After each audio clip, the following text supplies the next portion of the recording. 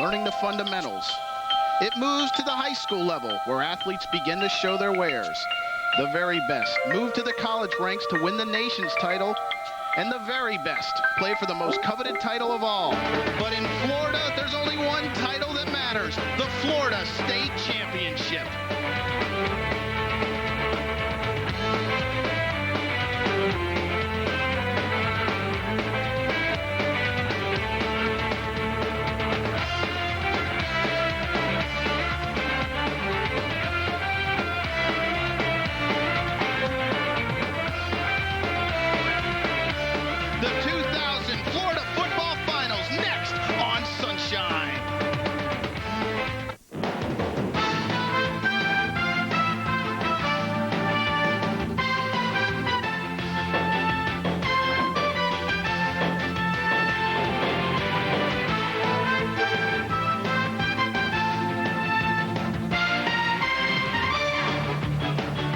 Cool, crisp evening in Gainesville, Florida, the site, Ben Hill Griffin Stadium. For tonight's Class 6A state championship game featuring the Palm Bay Pirates and the Dillard Panthers.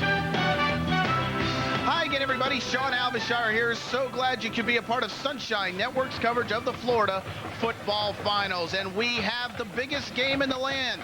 Well, classification-wise, Class 6A is the largest class in the state of Florida, and the matchup features the Palm Bay Pirates and the Dillard Panthers. First, let's take a look at the road to the finals. First, for the Dillard Panthers out of Fort Lauderdale. They were impressive against North Miami Beach, 51-7. And then you see they had some tight ones, BA, Plantation, and then they defeated Miami-Jackson 6-0 down at Traz Powell last Friday night. For Palm Bay, Riverview, Santa Lucius, Gaither, and then last week at home in the state semis in overtime by 1 against Tallahassee Lincoln. So now it's time to bring in my partner, James Bates. And first, let's start with the team from Fort Lauderdale, the Dillard Panthers. Now, the last time they were in the big school championship game was in 1992, and they lost to Bradenton Manatee. It's taken them 8 years to get back to this big game, and a big part of the reason that they are here is due to their electrifying, the dynamic wide receiver known as Chris Gamble. Well, I was talking to Dan Burke, the Palm Bay head coach, Sean, and he said that we were very excited to beat Lincoln in a big upset, but our celebration ended when we saw the tape of Dillard, and this guy, number 2, will ruin every party when you see him on tape. He's 6'3", 190-pound senior, 1,200 yards receiving so far this year, 12 touchdowns, and the guy goes up over it, over the middle, like you've never seen before. Great leaping ability, and if Dillard wants to win its first state championship since 1989, it'll be up to number 2. James, Chris Gamble's bringing back memories of another former Dillard grad, Isaac Bruce. That's how good people think Chris Gamble can be. Now, Melbourne Palm Bay a week ago, they defeated the defending champs, Tallahassee Lincoln, so you know they're pretty darn good. And the reason they won was due to the strength of their offensive line, and it's anchored by their center, Mike DeGore. Mike DeGore, big 6'6", 315-pounder. Now, Steve Spurrier went to the home of DeGore about 2 weeks ago to visit him and his family, obviously trying to get him to come to Florida. He maybe should have waited. Little did they know they would upset Lincoln, and he'd be right here in Spurrier's backyard. But, Sean, 4 backs on this Palm Bay team have rushed for over 500 yards, and it's because of Mike DeGore and that big offensive line. But no rush more important than right behind Mike DeGore, a quarterback sneak for the touchdown to tie it in overtime, or the game-winning score in overtime, to get them here to the state finals. Now we have to bring in the third member of our broadcast team down to the sideline with Charles Davis. Thanks, Sean and James. You know, in baseball, the number is everything for guys. Oftentimes, they don't even call you by your name. They just call you by your number. For Marcus Facian, for Dillard High School, he usually wears number 7. He's wearing number 31 tonight because his jersey was either stolen or misplaced. But he's been able to do that the last couple of games, so he's probably comfortable in 31. Over 1,500 yards in the regular season. I think he can wear any number and still be great. Let's see how he does tonight. Thanks, Charles. Buckle your seatbelts. It's Melbourne Palm Bay. It's Fort Lauderdale Dillard. It's the 6A title game on Sunshine Network coming up next. And welcome to the 2000 Class 6A championship game. Melbourne Palm Bay versus Dillard. Dillard will be kicking off. Palm Bay will be on offense first as we get ready for the big classification state final. Dan Burke, the head coach of Melbourne Palm Bay. His team is 11-2, and Joseph Redmond in his second year at Fort Lauderdale Dillard. Last year, in his first year at the school, he got his team to the state semis. In his second, he's gotten them all the way to the finals. And as always, the best dressed coach in Florida high school football. I'm a little bit disappointed no suspenders, though, tonight for Coach Redmond, Sean. Trevor Howard, number 15, back to receive the kick. Andre Taft will be kicking off for Fort Lauderdale Dillard. And the 6A state championship game is underway. And it is handled by one of the young men for Palm Bay, Kenny Hammock. And Hammock gets it out to the 42. 19-yard return.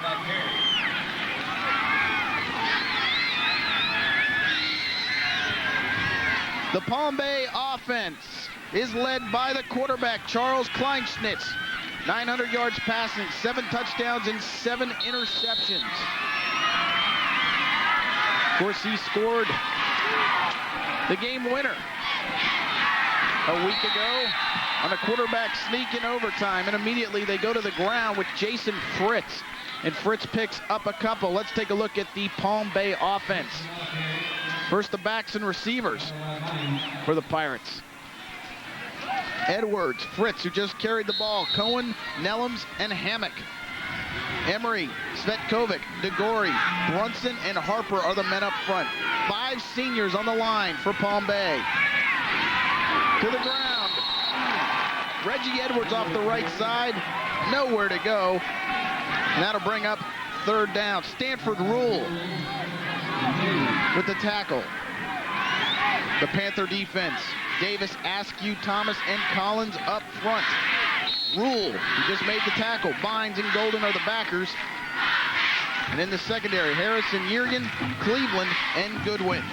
Chad Cleveland, the free safeties, had a heck of a playoff run here in these 2000 playoffs. On 3rd and 7, they go to the air, the completion to Terrell Nellums, and Nellums has a first down. Very close to being picked, but close doesn't count as Nellums hauls it in. First down as they get down to the 40 of Fort Lauderdale Dillard. 14-yard gain. Very dangerous pass all the way across the field. Just a little hitch play, and Yergin goes for the big play rather than the tackle and just misses making that big play. And it's a first down, Palm Bay. Big conversion. 1st and 10.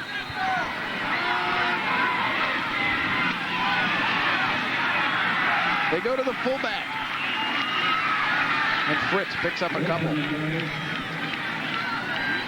Right off the bat, we're getting Palm Bay football. This is what they've done all season long, and especially on through the playoffs. They just wear people down, Sean. And Coach Redmond said he's a little bit worried because they play such sound football.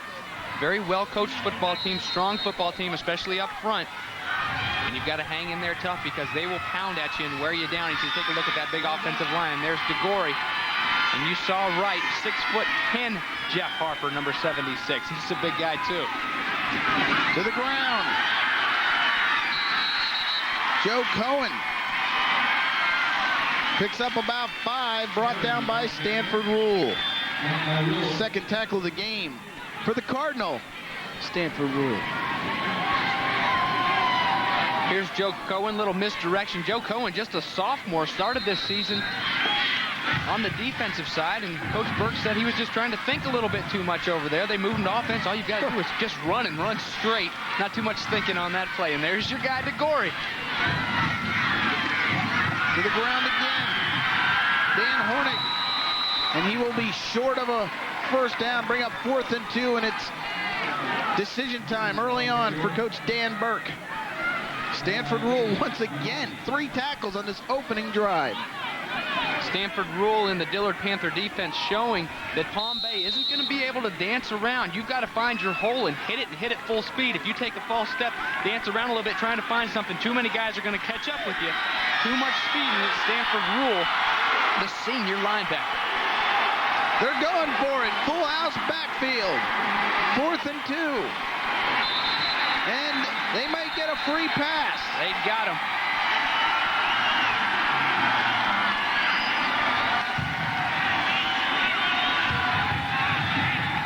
have been Askew, number 95.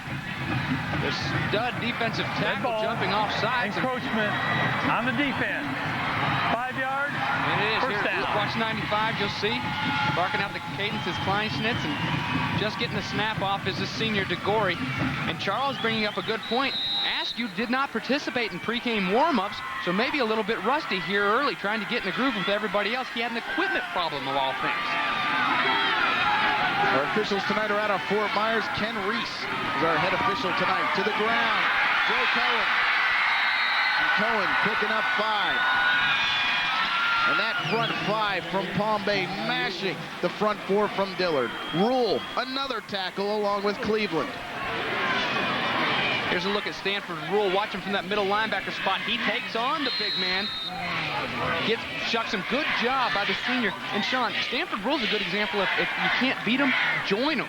Of course, Dillard being Plantation's big nemesis, and he transferred over from Plantation last spring. What a nice transfer. He's got to come in. To the ground. Courtney Johnson, the ball carrier.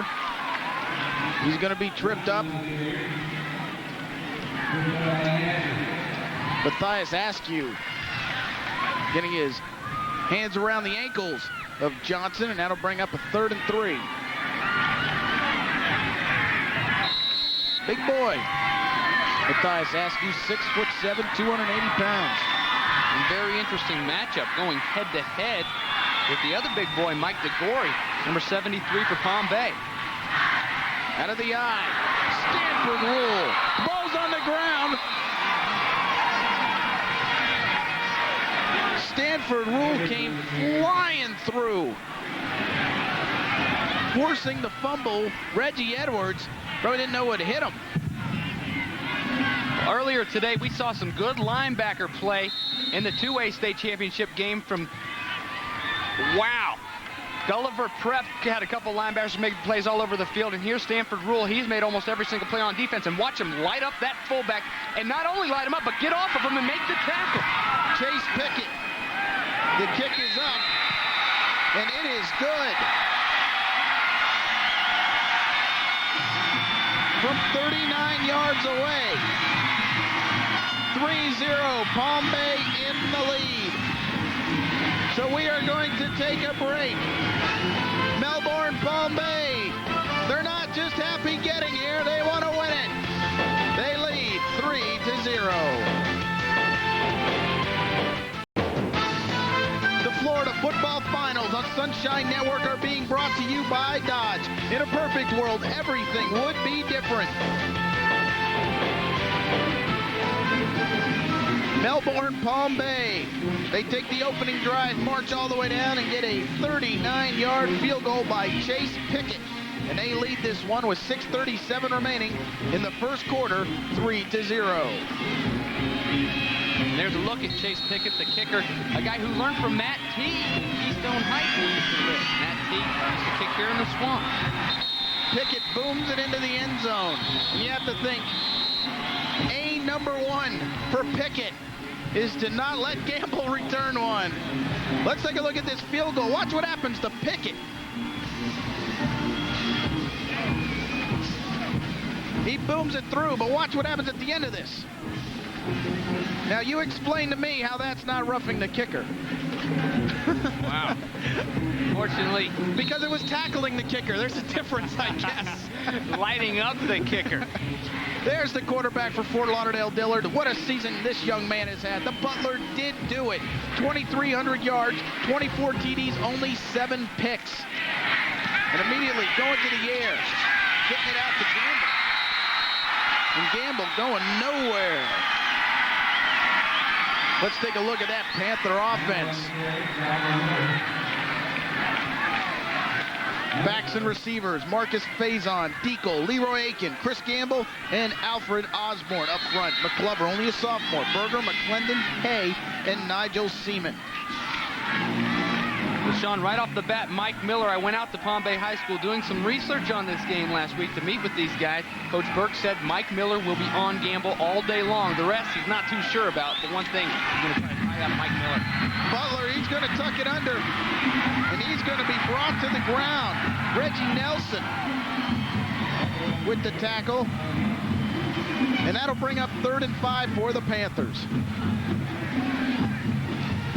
The Palm Bay defense. Up front, Carter, Tiramina, Berger, Boyd, and Benson. Nelson and Stovall are the backers. And in the secondary, Mike Miller, G.T. Miller, Carpenter, and Trevor Howard. Good stop by the sophomore, Reggie Nelson, number 1.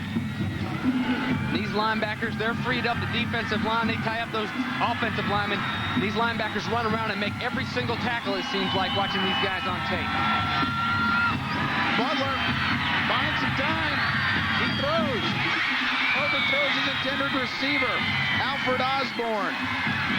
And Palm Bay forces a 3-and-out against the high-powered Dillard Panther offense.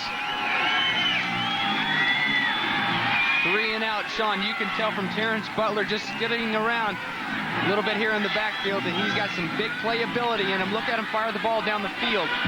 And it's 3-and-out for the Palm Bay defense. A huge stance, keeping the momentum on their side. But you can tell we may be in for a shootout here tonight in the Swamp. Tristan Aldinger stands at his 10. Trevor Howard stands at his own 40. And out come the flags. We're going to have some movement. Looks like number 12 from Dillard, Sam Yergin, jumping a little early. Dead ball, false start on the offense. 5 yards, still 4th down. Watch the right side, number 12. Whoop. Just a little. He tried to square back up, and it doesn't matter. He got that little flinch, and that's all it took.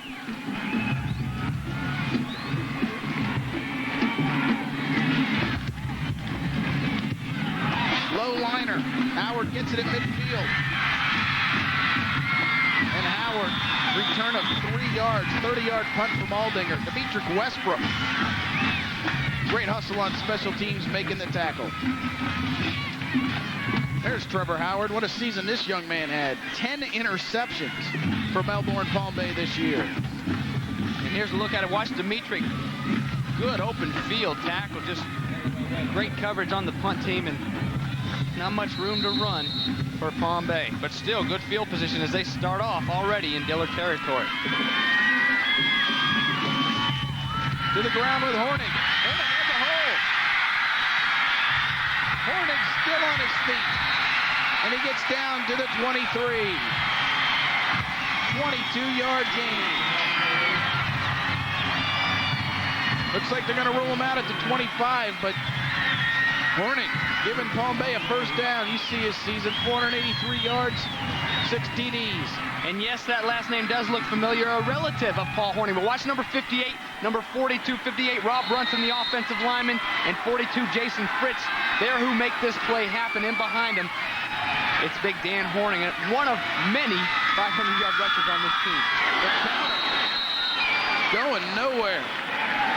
This time it looked like number 52 coming knifing through Devin Collins for the Panthers.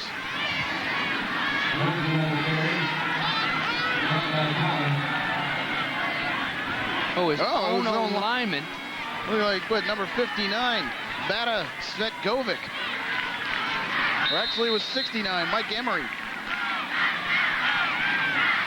I have to make sure my statistician credits the lineman for the tackle.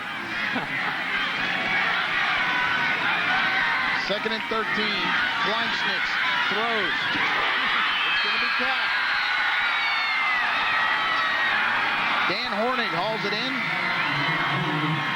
That'll bring up 3rd and 8. Aiken with the coverage.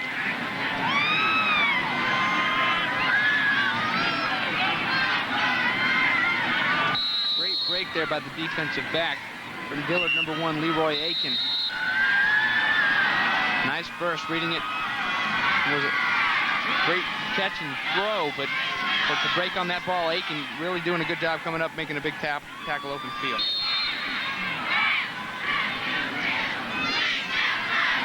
Here's Leroy Aiken, number 1. He also plays a little offense as well. 3rd and 8. They're going to go to the screen. Get it out to Hornig. Hornig has some blockers. He gets down to the 15. He needed to get in between the 14 and 15 for a first down. Kareem Goodwin brings him down. It's going to come down to a mark. It's very close. I believe he got it. Well, you see Horning's got that elbow wrapped up a little bit. He missed the first couple of games with an elbow injury, but ever since then, Palm Bay and Horning have been running things, and this is a great screen pass. They're going to have to bring the chains across, it looks like, and measure very close. But happy to have this guy back are the Pirates after they lost the first 2 games of the season, but since then, they've won every single one of them, Sean.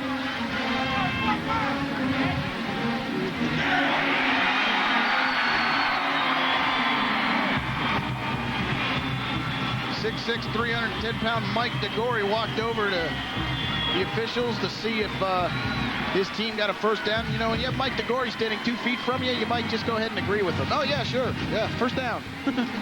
Whatever you need. Whatever you want, sir. You guys don't really need to measure that, do you? Excuse me, sir. Oh, no, Mike.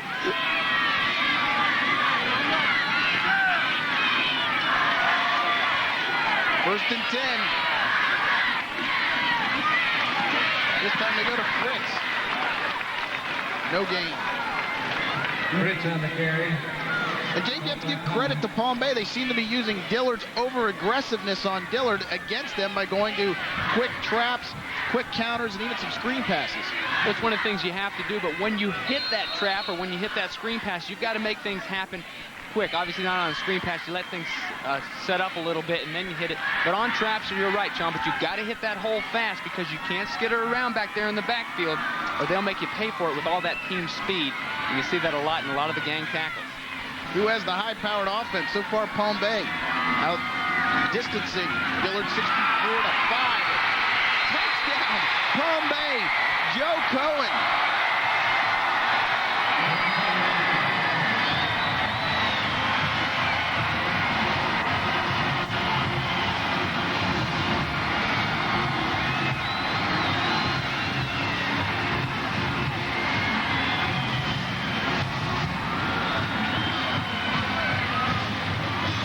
Let's take one more look at this, and this was right up the gut, led by Mike DeGore.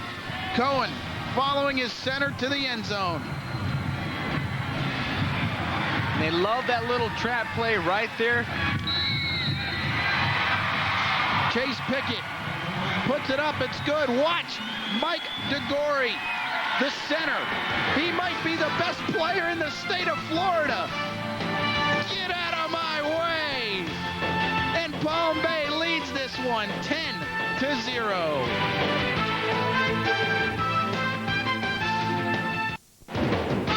The Florida Football Finals on Sunshine Network are being brought to you by Nextel.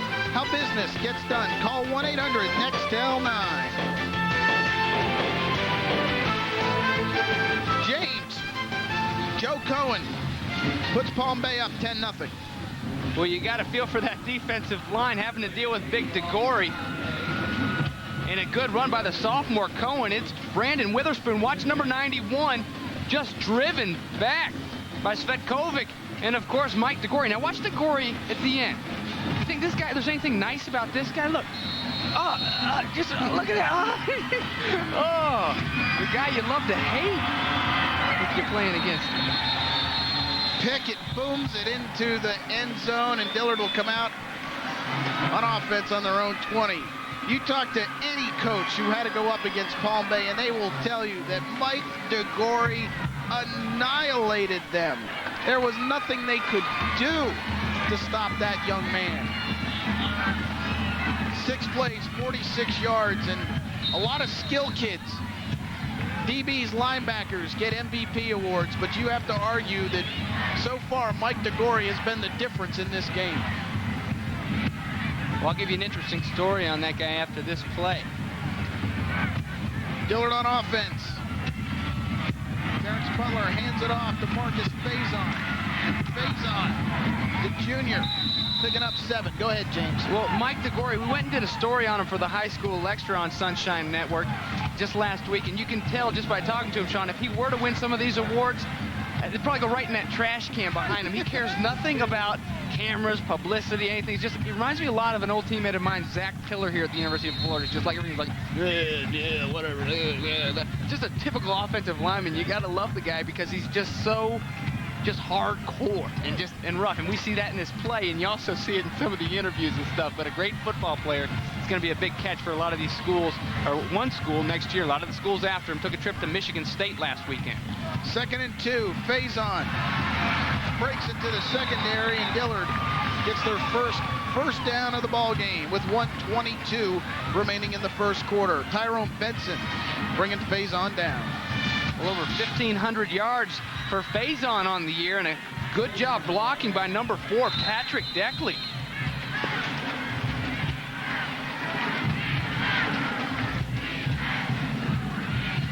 First and 10 for the Panthers. And they're starting to get a little movement of themselves up front. This time they go to Deagle.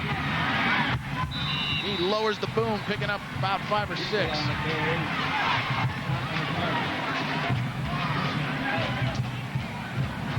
Well, Dillard trying to give Palm Bay a little bit of their own medicine, trying to pound it away a little bit, and been successful the last couple plays. As you see, a nice surge. That offensive line for Dillard. Not a bunch of small fries either. So we've got the big boys here playing tonight in this 6A championship game on both sides of the ball. Faison meets George Taormina. And on 2nd and 3, Taormina keeps Dillard away from a first down, and this should bring up 3rd and 1.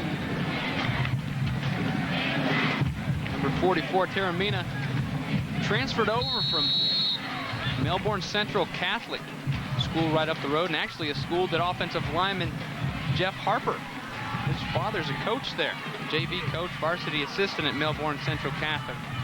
3rd and 1. Faison to the ground. He reaches forward, but it's going to come down to a mark. I don't think and he got looks short. Yeah, Sean, I don't think he got it. That's the end of the quarter. They may have to bring the sticks out before we switch sides, but it looks to be short. And there's Reggie Nelson. You talk about a big play guy. He was the one that blocked the extra point against Lincoln in overtime last week in the semifinals to send these Palm Bay Pirates here to the Swamp. And Reggie's just a sophomore, just a puppy dog, 6 foot, 180 pounds.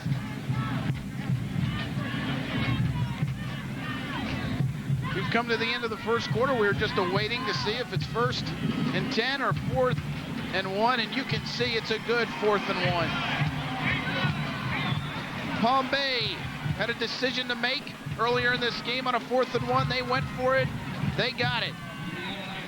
Fort Lauderdale Dillard is going to have some time to think about it as we've come to the end of the first quarter, but they trail by 10. The situation is 4th and 1, and they trail 10-0. We've come to the end of the first quarter. The Florida Football Finals on Sunshine Network are brought to you by Checkers. High performance, human fuel. It's 4th and 1. Dillard is on their own 47-yard line, and they're lining up to go for it.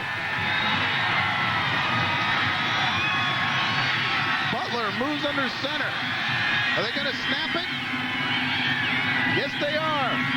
And they got it. Deagle picks up the first down for the Panthers. In the first quarter, it was all Palm Bay, James. Palm Bay 77 yards to Dillard's 32. Watch off the spot. Deagle, great job on the spot. Full head of steam, gets low underneath the big defensive lineman. First down and a big first down. And you know what? The linebacker for Palm Bay lined up in a gap on the other side of the ball. Had he stayed off the line, he could have flowed either way and maybe made a hit on that and tried to stop the first down attempt. 1st and 10, offset formation. They go to the ground. Faison. And Faison driven backward. Forward progress will make it a loss of 1. Justin Stovall, the junior. young man who's had a pretty good year for the Pirates. Oh, second in the team in tackles. And Sean, watch him. If you can see him here in your picture, he lights up the fullback, the blocker, gets rid of him. These guys, we've got some good linebacker play in this game. Stovall, Nelson, and then, of course, on the other side, Stanford Rule. But Stovall, using those hands to separate. You can't let those offensive linemen or fullbacks get into your body. Hard to get rid of them. He gets rid of them with his hands, goes off and makes a big tackle. Great play by the defender. The toss to Faison. Faison avoids the initial hit, dives forward, picks up about 6. Reggie Nelson, the sophomore on that play, talked about earlier, tried to go back and make a big play behind the line of scrimmage rather than just wrapping up. He tried to go for the big kill shot, and he didn't quite get it, so falling ahead for Dillard is number 31. On the season, Marcus Faison, 1,580 yards in this game. 8 carries, 25. You can see he's their workhorse. Terrence Butler lines up in the gun. We haven't heard much from Gamble in this game. Their flags come flying. Butler puts the ball on the ground. Reggie Nelson, I think, is the man who recovers it for Palm Bay.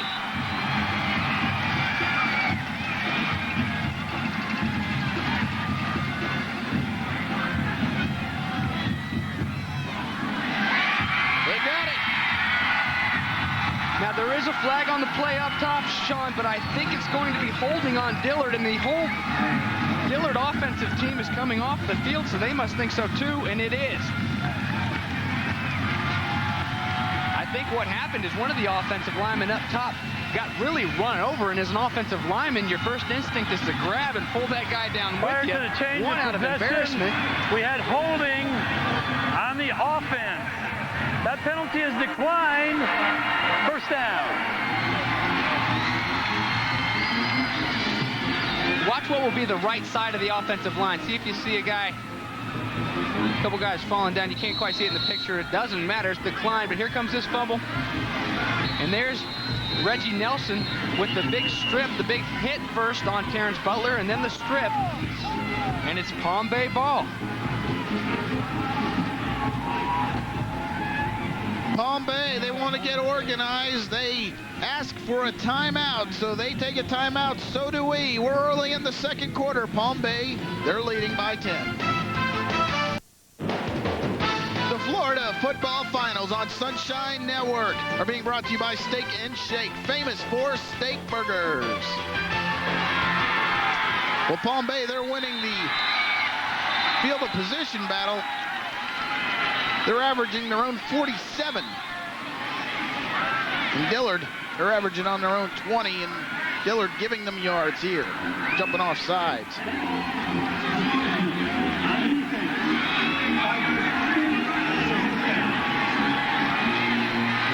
Joe Redmond. He came to statewide attention a couple years ago as coach of the Jackson Generals in the infamous Soul Bowl. Ball's on the ground. Palm Bay has recovered.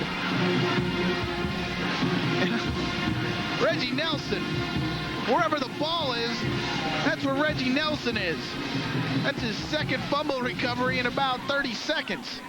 Well, that time he helps out his offensive buddies, keeping the ball on the Palm Bay side. But let's watch number 55, the linebacker. If you can find him. Okay, here we go. Watch number 55. Watch him right here on the bottom of your screen. Boom, puts that head down right on the ball. Good form tackle. What a lick. And Dillard should have fallen on that football, just missing it. And Reggie Nelson saving the day. 2nd and 8.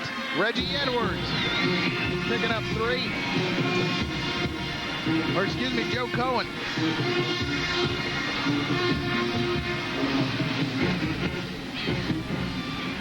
So that'll bring up 3rd and short 5, long 4 for the Pirates.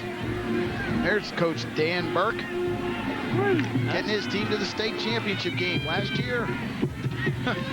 Long way to go. He knows that last year getting his team to the state semis, they lost to Tallahassee Lincoln. This year upending them by 1. Kleinschnitz is going to get sacked. The ball's on the ground. And I think Palm Bay got that one back too, Sean. We'll have to check. They did. Holy cow.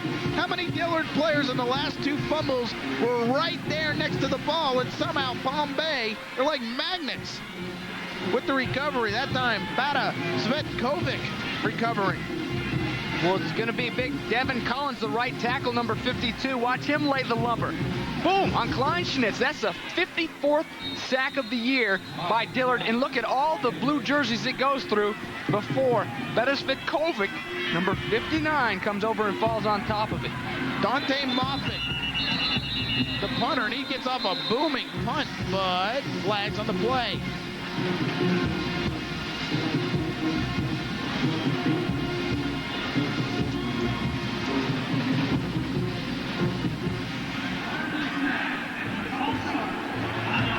A false start penalty against the Pirates backs them up 5. Moffitt got off a good punt, but you have to think one of the tactics for Palm Bay, Coach Dan Burke, is to do whatever it takes not to put the ball in the hands of Chris Gamble. Gamble stands at his own 20. There he is.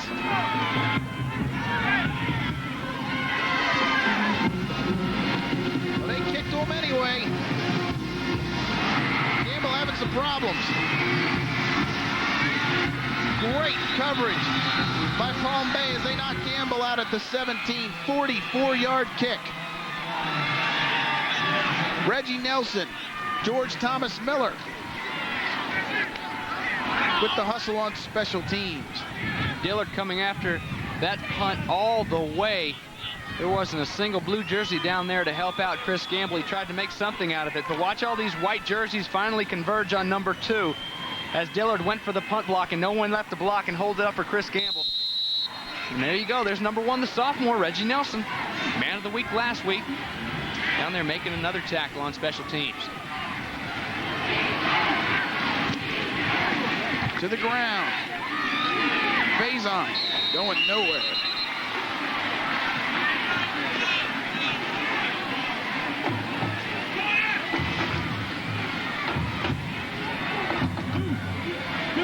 Dan Carter, number 46, defensive end, defensive captain, calls all the plays on this defensive line for his Palm Bay Pirates.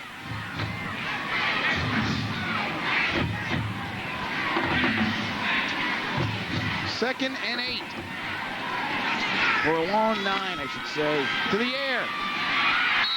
Looks like it's hauled in by Alfred Osborne, very close to a Dillard first down.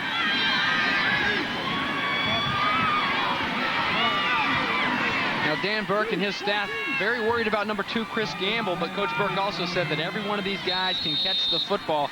He said, we'll put Mike Miller on Chris Gamble, but everybody else, your guess is as good as mine. We're going to do whatever we can. Look at him just tower over number 46, Dan Carter. He goes up for the ball, high points that ball, gets a big catch, but still a yard short of the first down. 3rd and 1. Ooh, this is going to be close.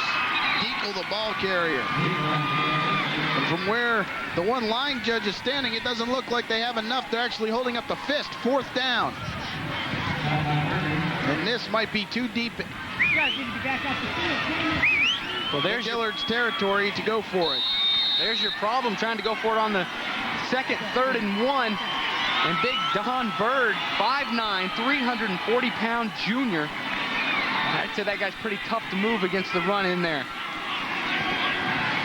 And in this territory, you cannot go for it on 4th and 1. Remember, last time 4th and 1, they went for it and got it easily. This time you just can't take the chance that far back in your own territory. Aldinger whistles. We might have a delay against the Panthers. Prior to the snap, delay offense. 5 yards, remains 4th down.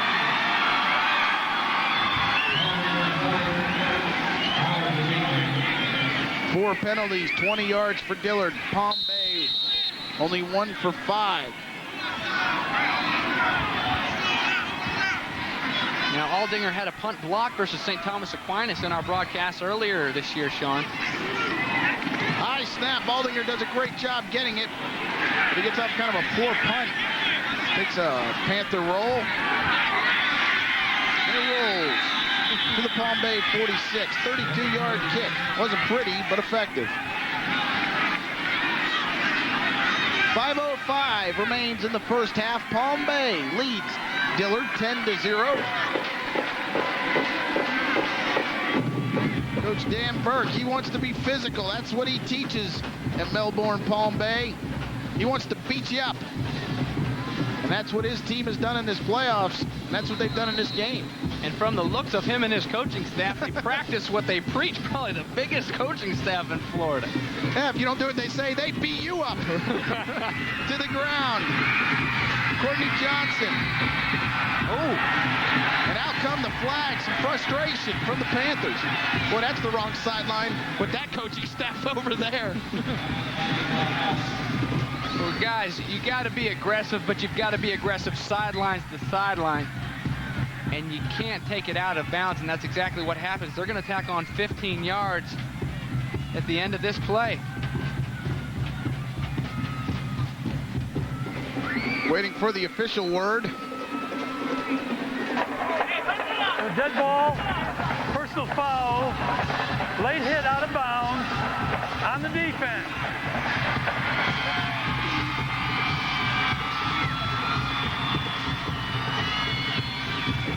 Well, Courtney Johnson trying to turn the corner, and he's going to get his bell rung.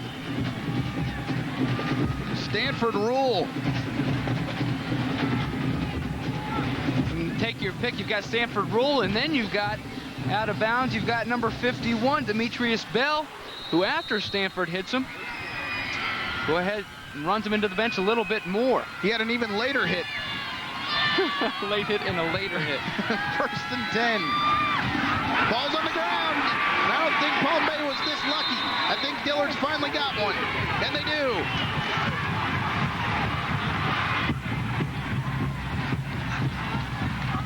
Dwayne Golden, the senior, hauls it in. And finally Dillard catches a break. This is just right on the handoff. Good camel work there, giving you a pretty picture of it. Hornick never had it. Never had it. Number 55, Dwayne Golden, got in there and jumped on it. He caused a big fumble earlier. They didn't get it, but this time Golden and the Panthers are lucky enough to have it. And the ball belongs to the blue. Well, this could be gamble time. He's to the near side. Twins to the far side. But once again, with Dillard, it looks like it's more penalty time as flags come flying. A dead ball, snap infraction on the offense. That's 5 yards, still first down.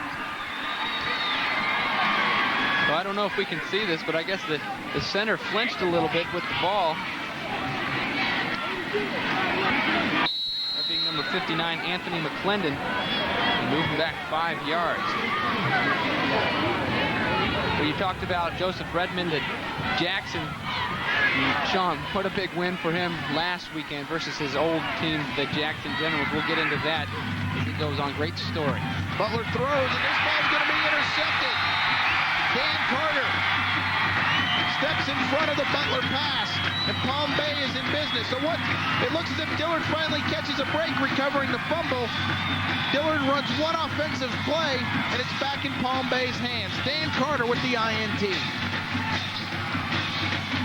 Well, the senior doing what I promise you, the coaches tell him. Watch him there at the left of your screen. He's just reading the quarterback, dropping into zone. That's just dropping into curl. That's what he does every day in practice. You get in the games a lot of times, and guys will float around on you a little bit. You just sit there and sit in your curl drop, and that's just what Dan Carter did. The ball's thrown right to him. An easy interception for number 46, and it's right back in Palm Bay's hands. For the second time, Palm Bay starts in Dillard territory. Courtney Johnson lowering his shoulder, picking up around 6. Beginning of the broadcast, we talked about all these 500-yard rushers, and number 5, Courtney Johnson, is one of them. And watch that offensive line. When you've got those guys to run behind, Sean, You might want to add a couple more because we could go down there and run for a few hundred yards ourselves tonight. Those big guys blocking up front. Emery, Stakovic, DeGore, Brunson, Harper, Hammock. To the ground, Joe Cohen. Down to the 21, first down for the Pirates, 4:01 on the clock.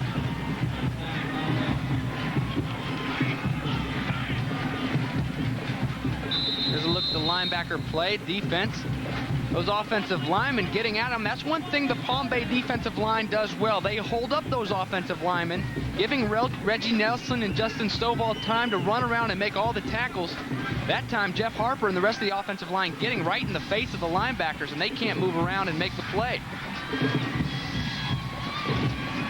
To the ground with Courtney Johnson, and he picks up about 5.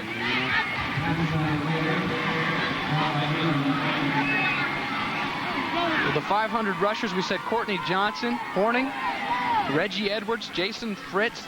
And one thing about them, no matter who has the ball, they may have different numbers, but it's all the same result so far tonight. At the end of the play, they're going to be falling forward. You see, a lot of the guys, there's Aiken stepping up and making the tackle, but he ends up on his back. Courtney Johnson running powerful.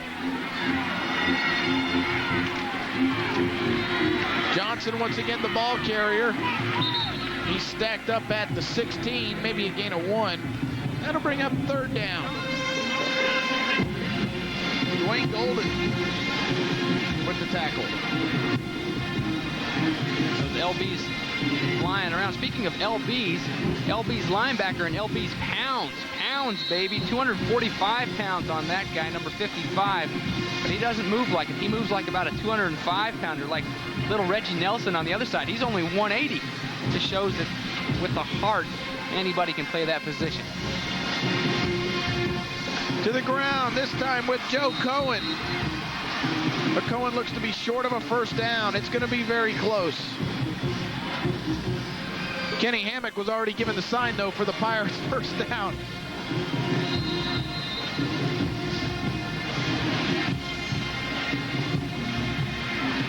Of course, Kenny Hammock, 6'1", 215. It's probably a little more impressive when DeGore comes out and tries to give that sign. Here comes DeGore. He's walking over to the chains. You really don't need those chains, do you, sir? That joke will work all night long, Sean. He's standing there. That's a first down. That's a first down, Mr. Referee. What are you kidding? What are you kidding? First down, that's just what I said. That's just what I told you, sir. Coach, I was trying to tell him. Look, hey, don't make me walk up there again, sir. Oh, man. Sean, you guys got to watch the high school lecture. You want to see this guy in an interview? He's a character. He is. Characters on all sides of the ball. Look at him. I think Mike DeGore wants us to take a commercial break, so we will. Palm Bay, they lead Dillard 10-0. Mike DeGore wanted us to come back on camera, so we did. And you're right, it doesn't get old. No. He is just awesome.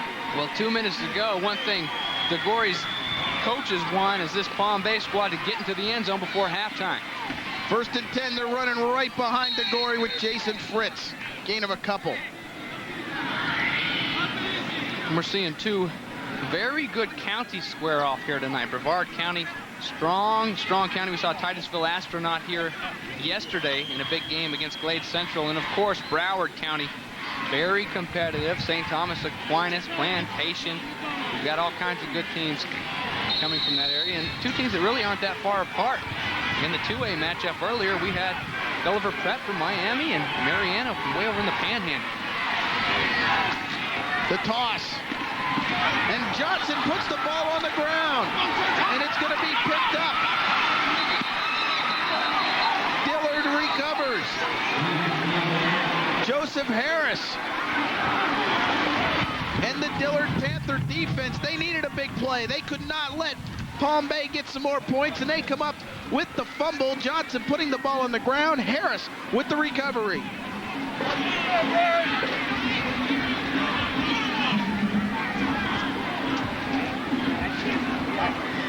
And look at the hand of Aiken, number 1, coming across, slapping that ball out. And good thinking, number 24, Joseph Harris, picks up the football and tries to get back down to the other end. There's just a minute left in this first half. And that's plenty of time for Dillard and their high-powered offense to move something, but they haven't been able to do it yet, haven't been able to find that end zone. We're going to get a timeout by Palm Bay. Palm Bay calls their second timeout. They want to talk things over after the turnover. James, Dillard trails this one 10-0. They've really been out-muscled for the entire first half. What's Coach Redmond going to do here in the final minute and then talk to his boys at halftime about? Well, I think you try to get some kind of positive feeling in your crew, whether you drive it down and get a nice drive together and just prove to yourselves that you can do it. Just hopefully get down there and get some points on the board. Just get a good taste in your mouth as you go to the locker room at halftime. They've got the kind of offense that can get it down there. Palm Bay, as you see, is an offense that'll chip away at you a little bit. And the way the field position's gone so far, Palm Bay has started with the short field each time, and that's not what you want to do. You want that offense to try to work for every first down they get all the way down the field, and hopefully you can stop them at one point. Dillard, on the other hand, they've had to go what seems like the length every time they get the ball. There's Joseph Redmond. James, you and I were there in the Soul Bowl 2 years ago, the state semifinals. The Jackson Generals were on their way to the swamp with just a few ticks on the clock left. Ronnie Jones, the punter, fumbled the ball. Northwestern had one crack. They got it, and the Bulls went on to win the title. But Joe Redmond has found redemption at Dillard. Patrick Deacle, the ball carrier, picks up a couple. He sure found redemption last week. He won't admit it, but it had to feel good deep down inside. That big victory, 6-0 over his old Jackson Generals. A lot of familiar faces wearing that green and gold on the other side of the field. 6-0. Well, shoot, bunch of close games in these playoffs. 14-7 over Plantation the week before, so they've been in the tight ones. They haven't been big scores, but they won, and they're trailing right now. Back to the action. 58 ticks on the clock here in the first half. Butler in trouble. He's sacked. George Taramina throws Butler to the ground. Well, Sean, you asked what Coach Redmond wanted. This is one thing he didn't want. And if you're Palm Bay, you might want to think about calling a timeout now.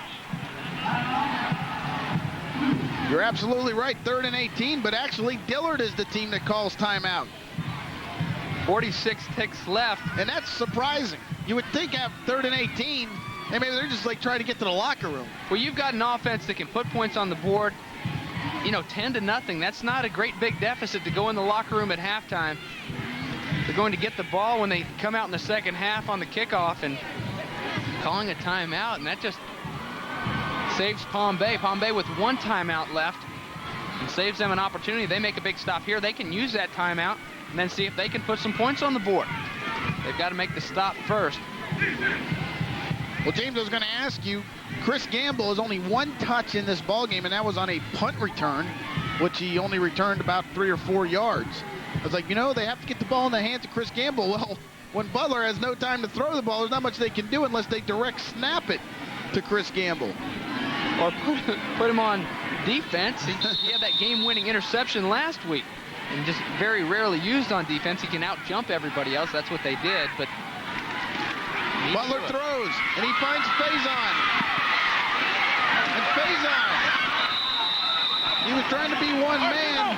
Dante Moffitt couldn't do it, but if he did, he had nothing but green ahead, 26-yard gain.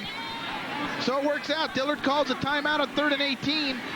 They get 26, 37 ticks left. Yes, and Terrence Butler and Joseph Redmond, they had different things in mind. He's thinking first down. We were thinking maybe 4th down punt, turn it over with all that field to go, but making it look easy is Terrence Butler. Butler's going to keep it, but he's going to be in the middle of the field, and that's all Palm Bay wants. Keep him in the middle of the field. Arkeith Brown knocks him down. And Dillard will use their final timeout. And with one timeout left, that was kind of a strange play call with only 28 seconds remaining, James. Yes, it was. You've got to get to that sidelines and get out of bounds, and it's pretty hard to get out of bounds when you run the draw right up the middle on quarterback draw, but hoping they can break something out the gate and knowing they've got one touchdown left. Terrence Butler is a weapon, but it would have taken a lot to get past those sticks and get out of bounds.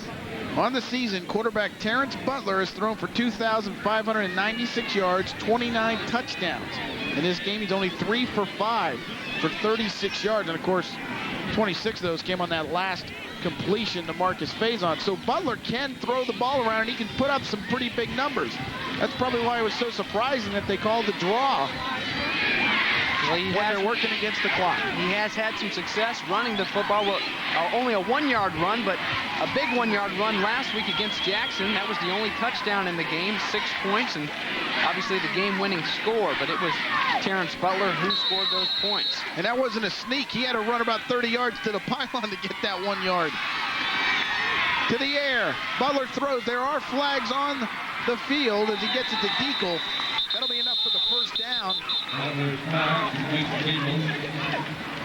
This might be all coming back. Holding against the Panthers. And the screen pass. These are some strange play calls with 30 seconds, now 22 seconds left in the half.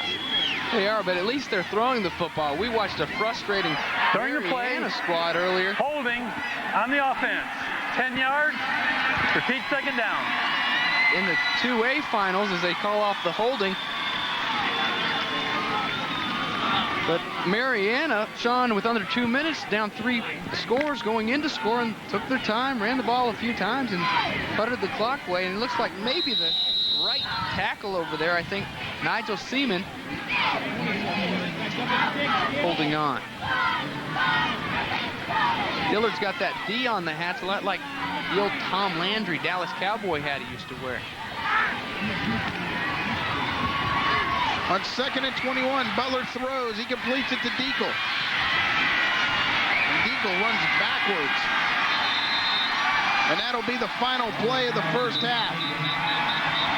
George Taramina with the pressure on Butler, forcing him to dump it off to Deacle. And maybe the reason they're not throwing deep is Butler has no time to throw it deep. Pound them into extinction. Wow. Palm Bay, they mean business. And another guy that means business is Charles Davis. Let's head down to the field. Charles. Thanks, Sean. Coach got off to a quick start. How about your assessment for the rest of the first half? Look, we're giving them we had a lot of opportunities, put a lot more points on the board, and we're shooting ourselves in the foot. I feel like we should have a few more points on the board than we do now, be a lot more comfortable.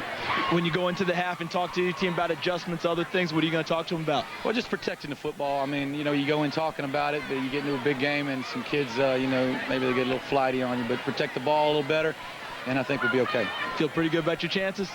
I like them right now. All right, Coach, thanks a lot. Good luck to you in the second half. Sean, back to you. Well, we know that Charles Davis doesn't ever get flighty on us. We have reached halftime of the Class 6A state championship game. Palm Bay leads Dillard 10-0. Halftime continues. The Class 6A championship game. Palm Bay leads Fort Lauderdale Dillard 10-0. And Charles Davis has the head coach for Fort Lauderdale Dillard, Joe Redmond, with him. Charles. Thanks, Sean. Coach Redmond, a quick start by Palm Bay. Seemed like you guys had a little trouble getting into gear. How do you feel about the second half? Well, we let the crowd get involved. We didn't play well the first half. They put 7-8 in the box, and it hurt us a little bit. But second half, we're coming back. We're just going to appeal to the kids' pride, and we didn't come this far to not play well. Did you think you had to make any adjustments to the game plan? Or it's just a matter of the guys playing a little bit better in the second half? I just think it's us playing a little bit better. We've been playing. We've missed a few tackles. They're big kids, and they kind of mess us around a little bit. But, we just got to swell up. We've been down this road before. We've been in before, so we're ready. We're ready to come back. All right, Coach, thanks a lot. Good luck to you in the second half. Gray and Sean, I'm looking forward to see how Dillard plays in the second half. They get the ball to start, and I noticed how they came out. One of the guys commented to his teammates, keep your head up. Not usually what you hear when you have to come out and have a lot of determination for the second half.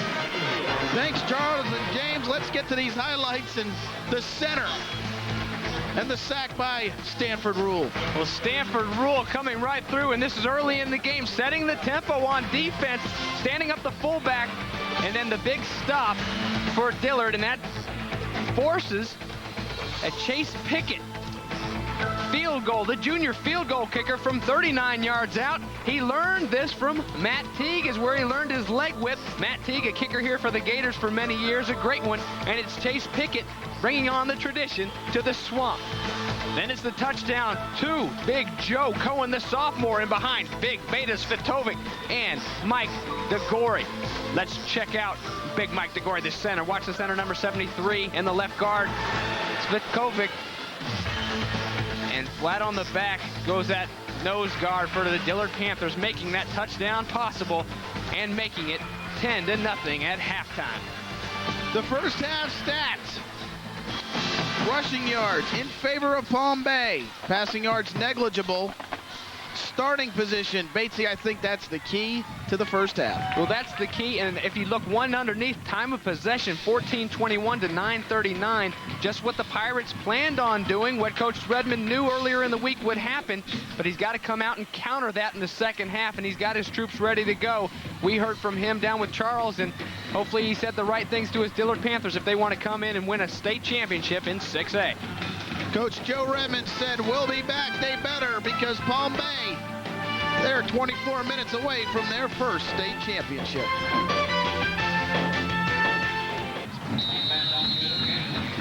Melbourne Palm Bay leads Dillard 10-0, and the second half is underway. Chris Gamble, he has the ball. Palm Bay doing a great job corralling the superstar from the Panthers as he's brought down at the 21. Arkeith Brown, the junior, tracking down Mr. Gamble. Well, good coverage by the Pirates on that kickoff, and good coverage. A guy we haven't heard much from is Mike Miller and his number 2, Chris Gamble. Mike Miller on him on offense. The guy, he's very explosive, has been all year long. 1,200 yards receiving so far this year, and they've really shut him down tonight. And big part on offense is because Mike Miller, the 5'9", 175-pound senior cornerback, number 7.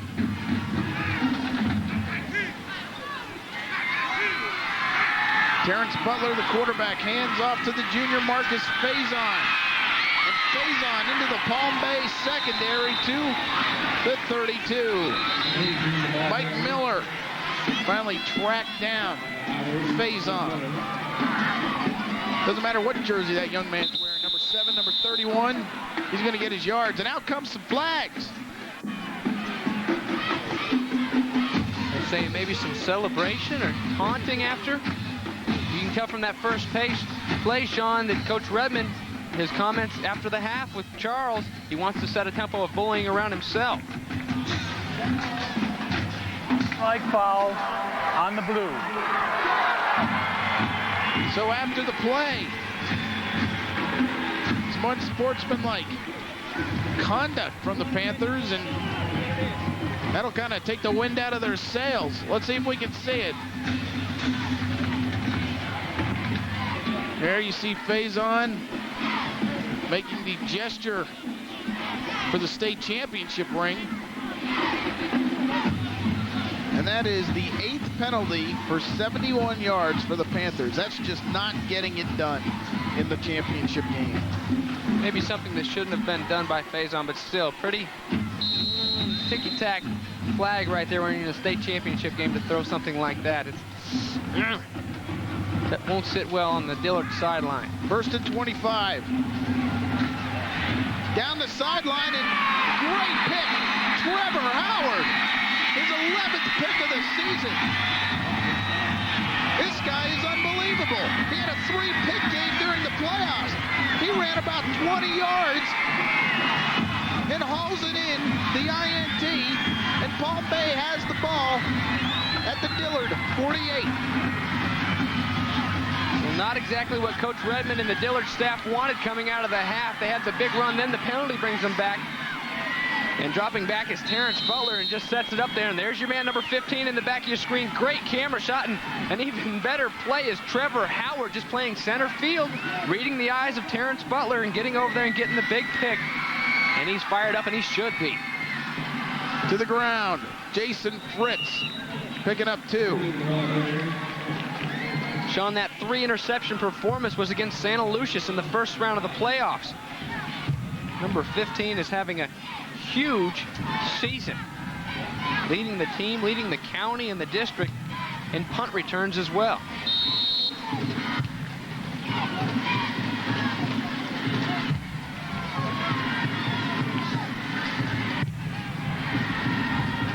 Full house backfield on 2nd and 8.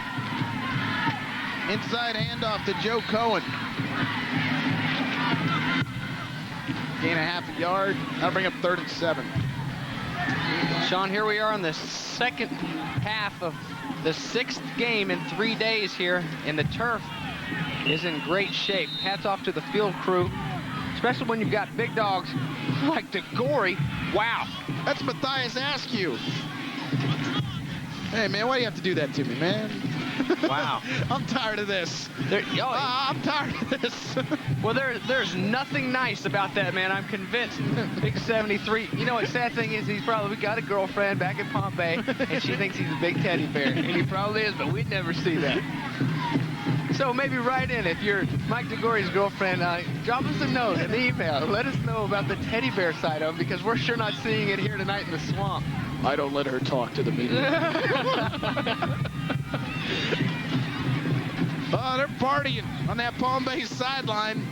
They're starting to feel it. There's a long way to go. Speaking of feeling it, I was feeling it watching these two bands. Great bands here today. Look at the Glitter Boys from Florida State. They look a lot like the Glitter Boy.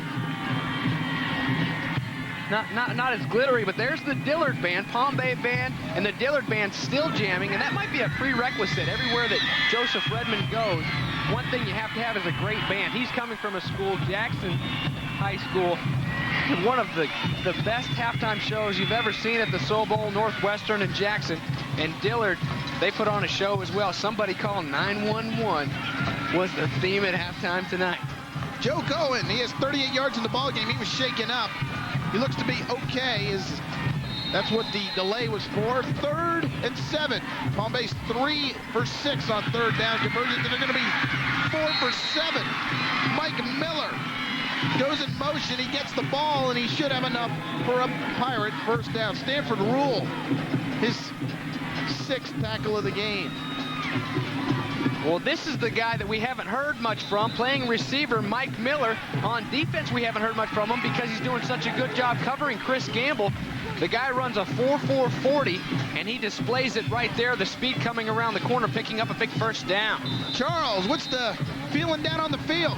Well, the feeling down on the field right now is everyone's rocking and having a good time, but things are going Palm Bay's way. Have the ball and the momentum and a 10-0 lead. An update on Kareem Goodwin, who got hurt in the first half, hurt his neck and his head. The doctor's now evaluating him. They'll get back to us with more later, but right now it just doesn't look good for his return.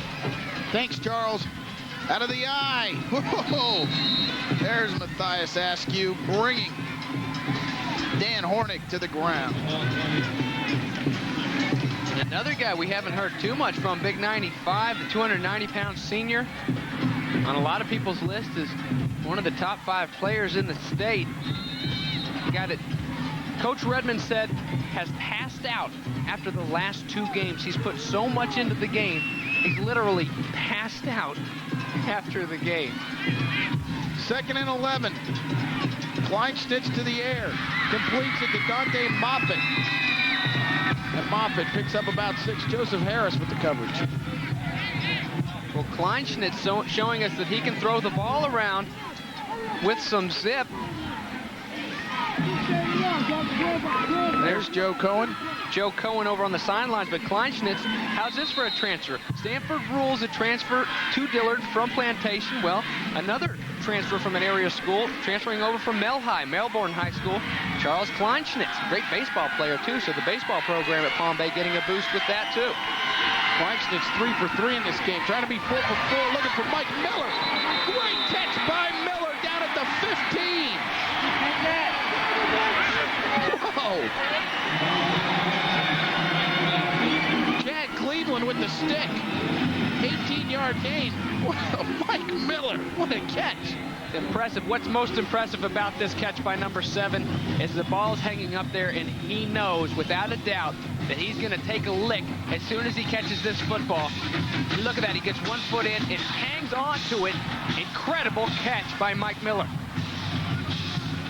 Let's, Charles, what was your impressions? Hey, a great hit, but you've got to go to strip the arms. That's the only way the ball really comes out time after time. The big hit's nice, but you got to take away the arms so you can't catch the football. Dan Hornig picks up a couple. Hey, let's take a look at this. Is he out of bounds? This is very close. No, it looks like he does got it. Wow, it was real close. There was some dissension from the hometown crowd, or at least the home side crowd, when they saw the replay up on the Jumbotron, but it looks like a good catch. 2nd and 8 to the ground. Hornig. Oh, it's Jason Fritz, excuse me. Pounding away.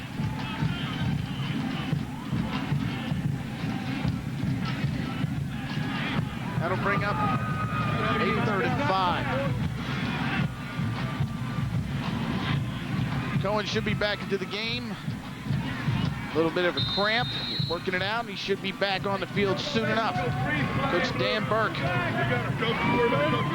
UCF graduate, Jeff Harper, his right tackle, 6'9", 310-pounder, going to UCF, committed to play football there next year. Fullback dive, Fritz. Picks up a couple. That'll bring up 4th down. Decision time. And this is a big decision. You've got a guy who can definitely split it through the uprights, but the way you're moving the football right now, Sean, it's hard not to go for it all, and I think they're going to keep Kleinschnitz in and go for this one. And now what you've got to do, remember Matthias asked you, jumping off sides earlier, you've got to hold your ground on that defensive line. And if you're on the offense on Palm Bay, you need to try to pull these guys off again, see if you can get them 2 times in a row. Do they go behind DeGore? They go off tackle. Jason Fritz has the 1st down.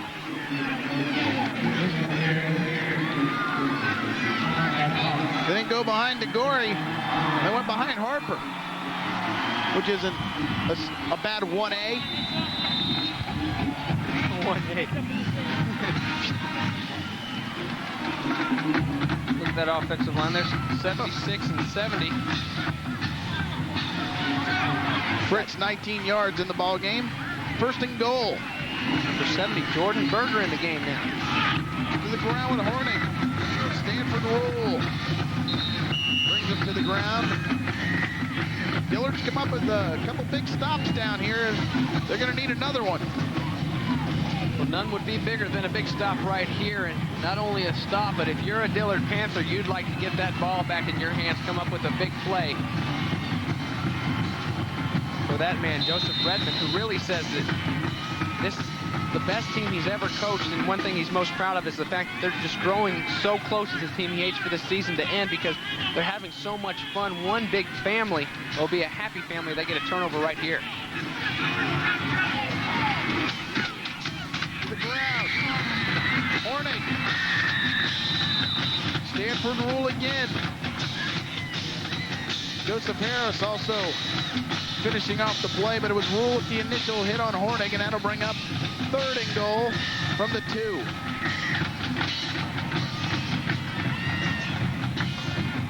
And one thing is occurring is that clock starts to tick, and it may be the 3rd quarter, but Palm Bay, when they get the ball, they eat a lot of time off of that clock.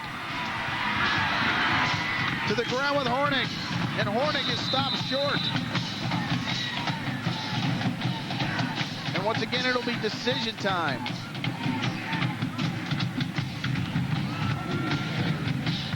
Looked like Devin Collins was a man who slithered in there for the hit and the tackle, keeping Hornig out of the end zone. So now we have 4th and goal. 4th and inches, really, and if you're going to go for it on 4th and 2 at about the 10, of course you're going to go for it here. And Sean, the way they've been powering, you just try to stay with the power. Stick it into that end zone. Kleinschnitz, the keeper, the dive. But we have flags on the play. Somebody might have moved on that Palm Bay side. Dead ball. Encroachment. Prior to the snap on the defense. Half the distance to the goal line. Still 4th down. Offsides, lining up offsides against the Panthers, so half the distance. So instead of 16 inches, it's 8. Let's see if we can see it. They shift. They probably just crowd that line of scrimmage. So now, the Panthers trying to defend about 6 inches of real estate. Stanford rule's got to come up high. Kleinschnitz, and I don't think he got in. The ball's loose. They have not blown it dead. Joseph Harris recovers. And how ironic is this? On the offsides, it looked like Kleinschnitz got in.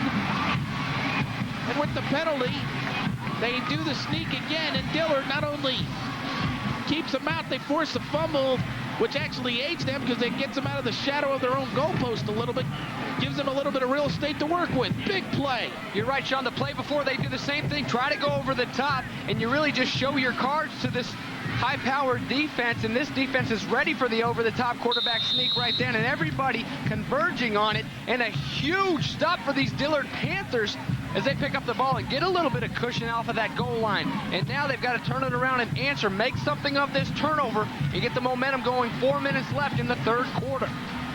Huge play. To the ground goes Marcus Faison.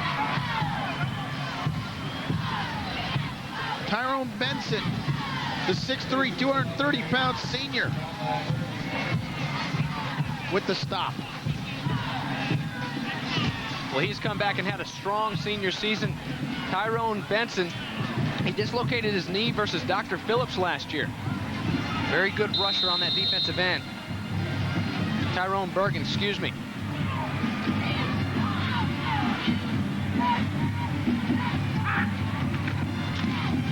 The throw. Complete to Osborne, 1st down.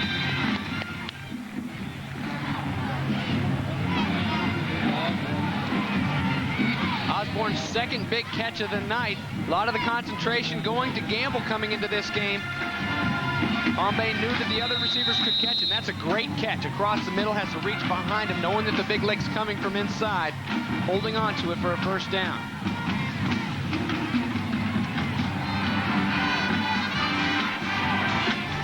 So the Panthers get a 1st down. This is an important drive. Butler swings it out to Deacle. Deacle dives forward, bringing up 2nd and 4 for the Panthers. Stovall and George Thomas Miller with the stop. And as the 3rd quarter ticks away, 2:42, 2:41, Chris Gamble's name has been hardly mentioned in this game.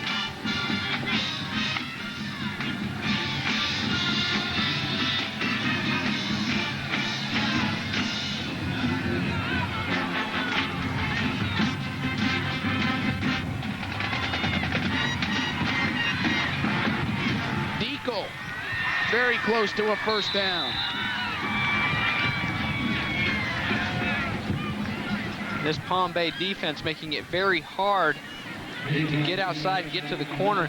George Thormina, a guy that Coach Burke really feels like has been a great success to this team after they switched him. They moved him out to defensive end, and there he is keeping the ball, containing the ball inside, so some of the interior guys can come out and help make the play, and the sticks come out on the field as Joseph Redmond looks on, hopes for a 1st down.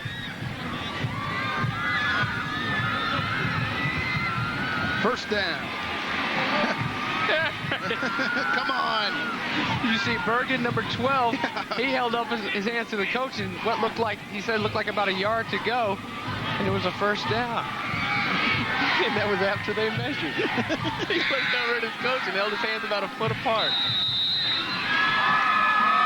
Wishful thinking, I guess.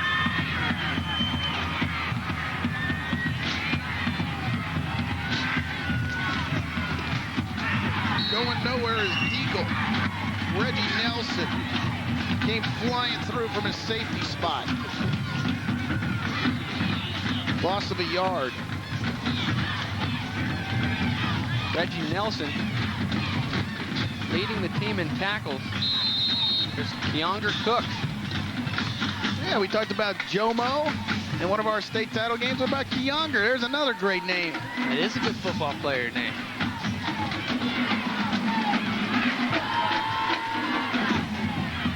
Butler throws. Gets it to Deagle. Deagle gets across the 35. And that's going to bring up third down for the Panthers.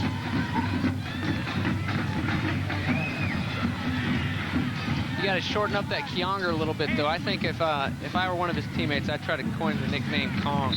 I like the name Kong for a defensive line. Good yeah, Kong. That's good. I like King it. Kong. I might go into business. I might have to leave you, Sean. Get an internet site.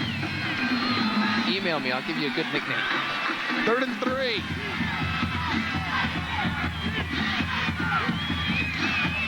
The handoff to Faison. Faison is driven backwards. Reggie Nelson, George Thomas Miller.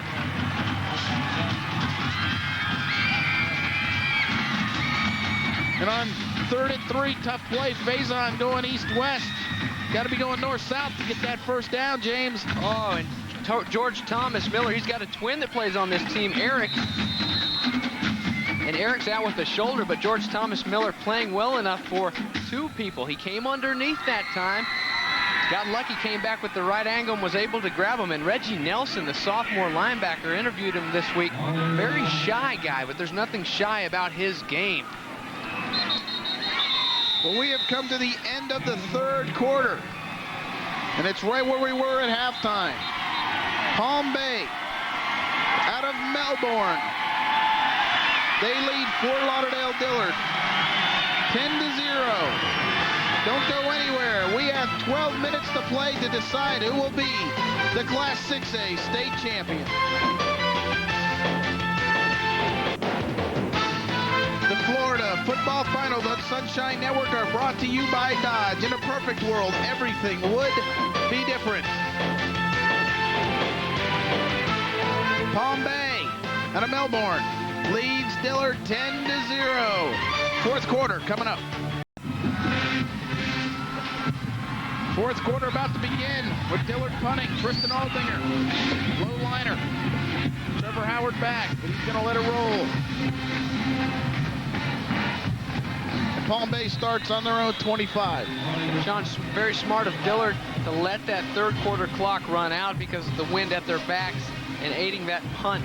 A little bit of low liner may not have gotten very far had it been into the wind. So Palm Bay now with some bunch of territory, probably the longest they've had to go to start the play. Now, Sean, you've seen a lot of players. Who's the guy? Is that a former Dillard player right there next to Coach Redmond? That's a pretty big guy right there. I wonder if he used to play for Coach Redmond or maybe there at Dillard. Do you recognize him? I do not. Okay. Maybe he's a bodyguard. Yeah, that too. He could be my bodyguard. And I can be your long-lost pal. Do. Here we go. 11:49 remains in the 6A title game. Palm Bay with the ball. Joe Cohen back into the ball game, picking up a couple. Boy, Palm Bay, we're in the 4th quarter. The 25-yard line. It's not bad starting position, but in this game, it's the worst starting position they've had. And Cohen, he just got back into the game, and it looks like he's going to be going right back out. He's cramping up, so they're going to have to do some work on Joe Cohen. Palm Bay leads this one 10-0.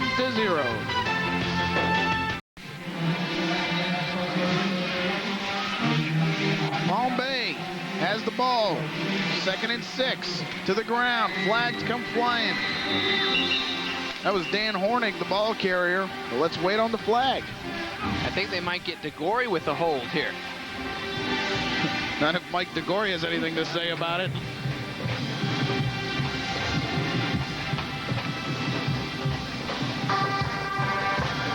During the run, at a top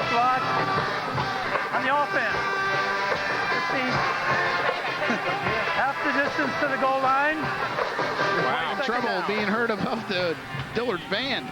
Well, but it looks like a low block. Low block, and it's half the distance to the goal line is the call. So a big 15-yarder is what it is, but it turns out to be half the distance to the goal line. Let's see if we can find it. It'll be left side of your screen, and it wasn't DeGore. It's where DeGore's involved on. They're trying to double team Askew. And it looks like that right tackle, Nigel Seaman. I'm sorry, rather Jeff Harper blocking low. It's only the second penalty assessed against the Pirates. The draw. Hornick.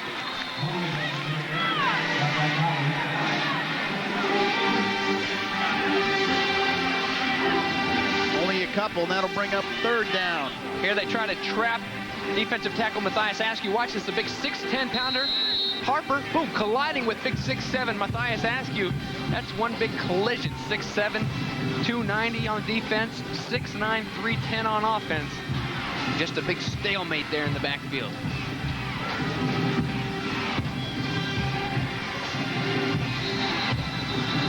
Whistles, flags. I think they're going to have Mike Emery, the left tackle there. Looked like he shifted a little bit too soon. Ball start. Dead ball. Prior to the snap, false start on the offense. Still third down. So, Dan Burks, Pirates back up 5. Coach Joe Redmond, you can see his eyes. He keeps staring at that clock. He's chomping at the bit to get the ball back in his offense's hands. 10:25 left, and now the wind blowing hard right into the face of Palm Bay. So hard to throw the ball down the field, but if you make the stop and you're Dillard, you're in a good situation as far as the punt goes, too. Weigsnitz. He throws. And the ball's going to be intercepted. Joseph Harris with the pick. And you can say it's as good as a punt, but it really isn't. Because now the Panthers get a little bit of momentum. And Sean Little, Joseph Harris, 140 pounds, but he's having a huge night. Picked up 2 fumbles already. And this may be the biggest turnover of the night for him if they can turn it into something. Number 24 with an interception. Kleinschnitz overthrows Mike Miller, his speedster, and peeling off that corner spot. Joseph Harris, number 24. Terrence Butler under center. 1st and 10 for the Panthers. They go to the reverse. Goes nowhere. Loss of 6. Chris Gamble. They're trying to get the ball in his hands, but wherever he goes, Palm Bay follows. Well, we talked about this in a couple of the earlier games. Sudden change. When you get a turnover, get that defense back out on the field unexpectedly. You try to go with the big play up top, maybe a big pass or a reverse. And watch number 77. When you get all that weight moving Don Bird, it's hard to get it turned around. But what he does, he makes the receiver turn underneath him. And in the interior, everybody can come make the tackle. So a good play by Don Bird, even though he didn't make the tackle. The throw. Trying to get it to Deacle. Ball's incomplete.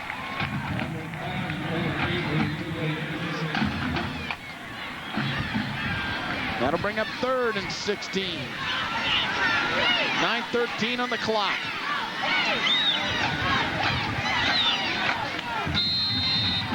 Sean Trevor Howard, the guy had the interception earlier. Trying to cause some havoc there in the backfield.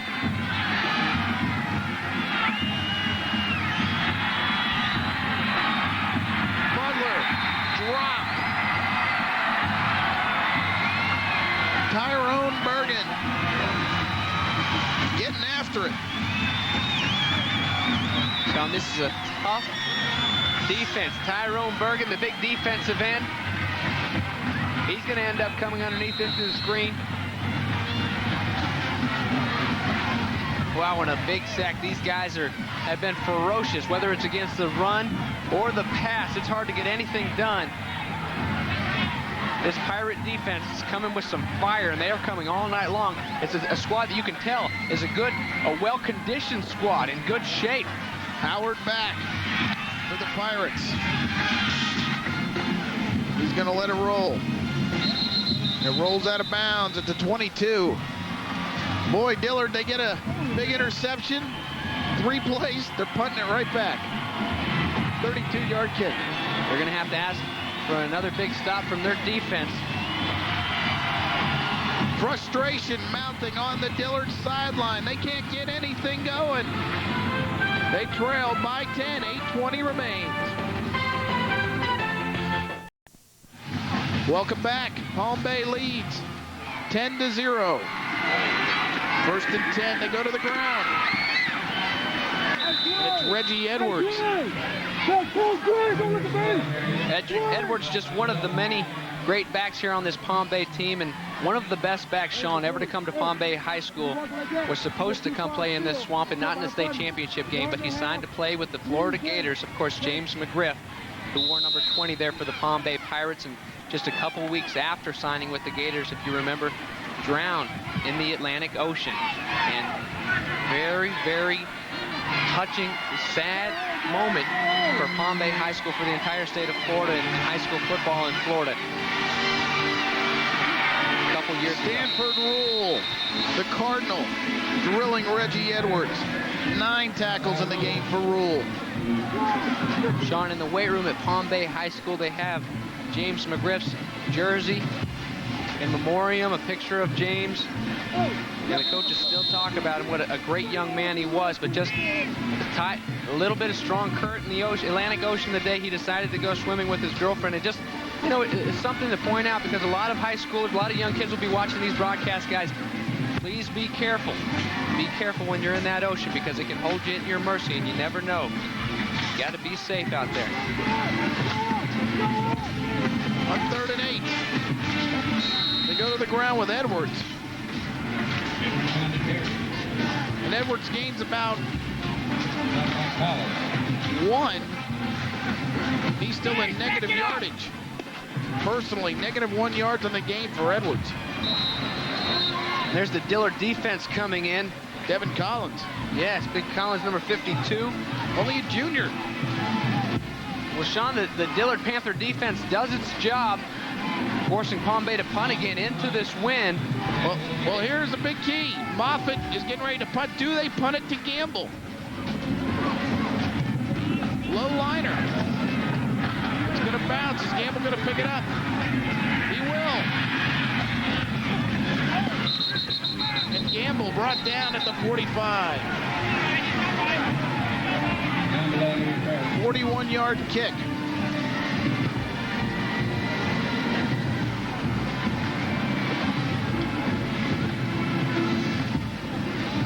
So the Palm Bay defense has to come back out and trying to work on this shutout right now. 6 minutes, 3 seconds left. Here's Gamble as he steps out of bounds, takes a big shot, but the Palm Bay defense has been very stingy all season long, Sean. 5 shutouts in a couple games. Against Dr. Phillips, a safety was the only thing scored, so that's 2 points due to the offense. And then Gaither, offense fumbled in the end zone. That's 7, so could have been 7 shutouts. The screen to Faison. Faison trying to get to that corner. He gets out of bounds. Now comes a flag. We might have a face mask.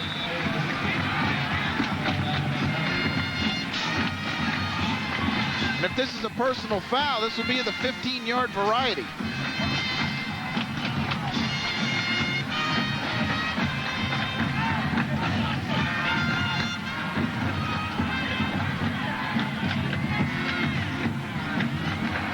A personal foul, face mask on the defense. 15 yards at the end of the run, first down. Going to the screen. And then as he goes out of bounds, Marcus Carpenter. Oh, Sean, he didn't get his face mask. He pulled him by his shirt. Oof. And wow.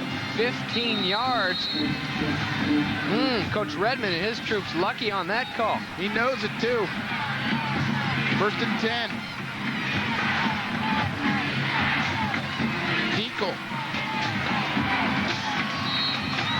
up 3.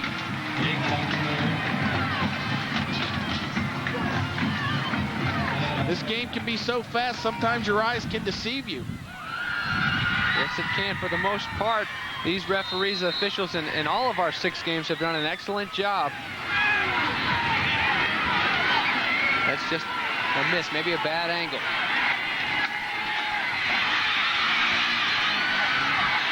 Butler throws to Gamble. Gamble steps out of bounds. That's Gamble's first catch of the game.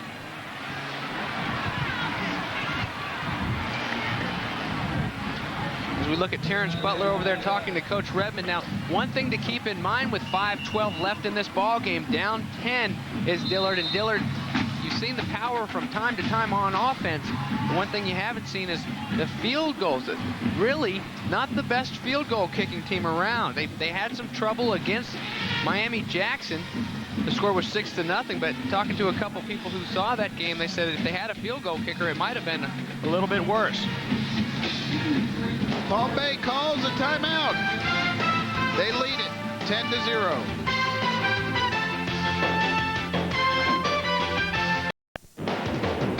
The Florida Football Finals on Sunshine Network, brought to you by iHigh.com, the high school internet network.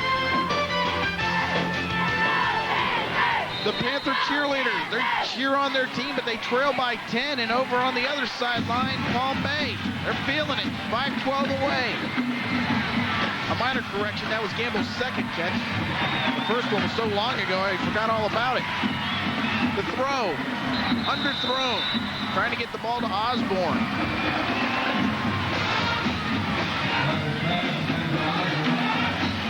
Butler just forced this one and ended up going right into the dirt, trying to get it underneath the coverage of Dan Carter, who was trying to get out there to the flat from his linebacker spot. And Butler putting a little bit too much zip and too much force on it, ended up in the grass. Terrence Butler, 8 of 13, 73 yards, 2 INTs.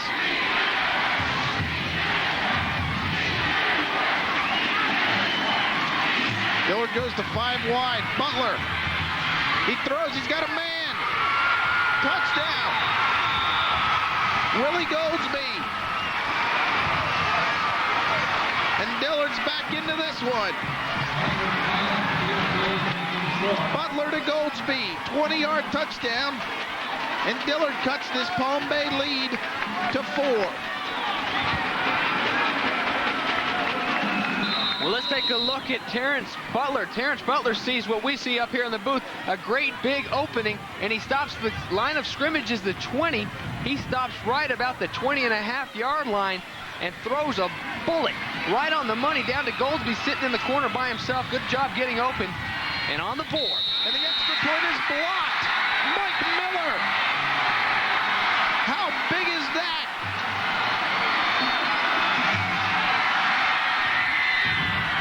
Is huge.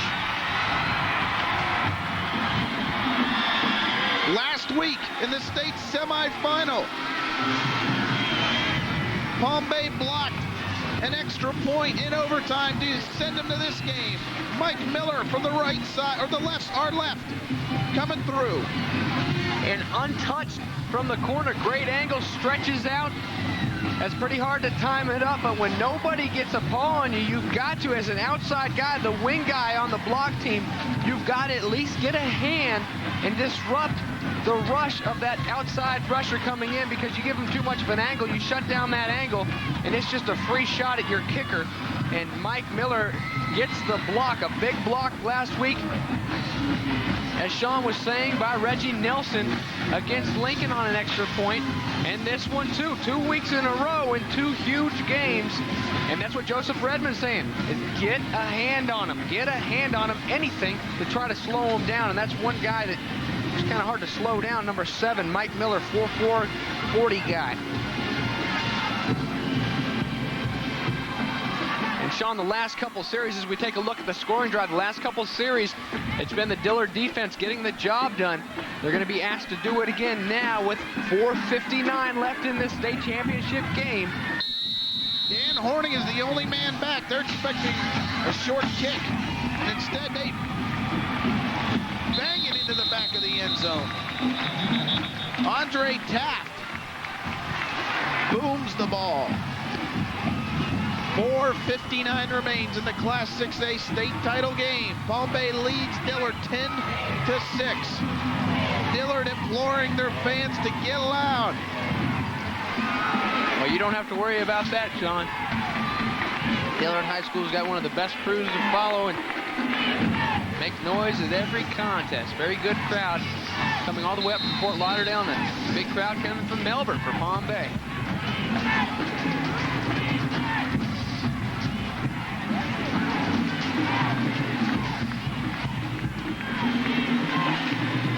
Kleinstitz goes to the air. Whoa! Playing with fire, Joseph Harris. He had the lead for Dillard nearly in his hands. Joseph Harris, of course, with already 1 interception, 2 fumble recoveries. He does a good job of reading Kleinschnitz. This time he gets his hands on it. Ooh. Wow, he was thinking 6 points. That is a sure 6, and actually he doesn't get a hand on it. It's just dropped by the receiver, number 6, Dante Moffitt. Palm Bay goes to the ground, as you would expect.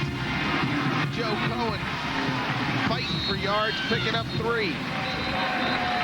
That's right, Sean, as you would expect, and you would have expected it on first down. Maybe the way they've overpowered this Dillard defense tonight on the ground, they choose on first down to go to the air. Incomplete pass stops the clock. Could have been a nice chunk off the clock as we go down under 4 minutes and 30 seconds now in the ball game.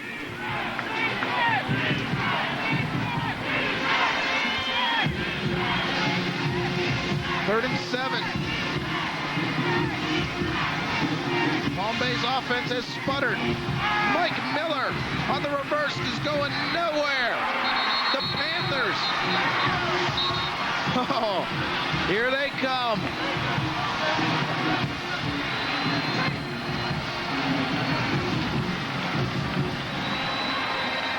Joseph Harris, Dwayne Golden.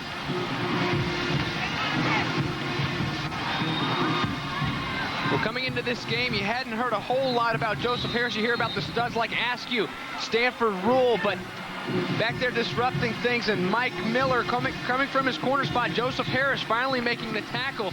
Mike Miller's a speedster, but nowhere to run against this equally speedy Dillard defense, and Palm Bay must punt. And they do. Chris Gamble back. Chris Gamble has it. But he's going to be dropped at the 43. 34-yard punt. Gamble unable to get untracked. Here in this 6A title game. And Sean, you can feel it up here in the booth. 3:15 remaining. There's the Dillard. Look at the Dillard sidelines. The players trying to get the crowd up, and they're behind them. Everybody's on their feet here in the swamp, both sides of the field. 43 yards from pay dirt, and down 4 points are these Dillard Panthers. The quick out to Osborne. He nearly drops it, but hangs on. Very close to a Panther first down.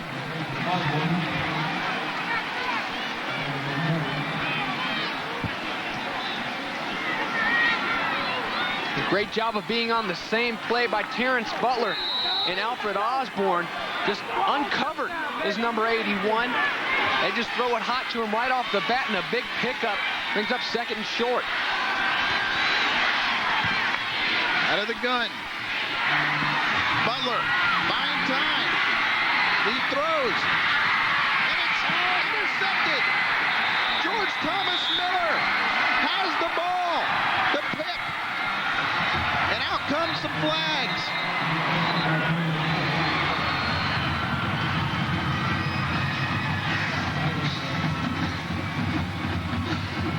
Now, I don't think the flags are going to affect the interception, Sean.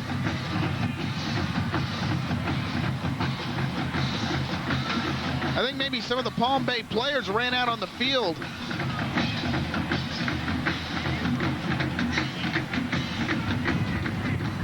After a change of possessions. We had a dead ball, personal foul on the white. Half the distance to the goal line, first down. Well, it was a personal foul.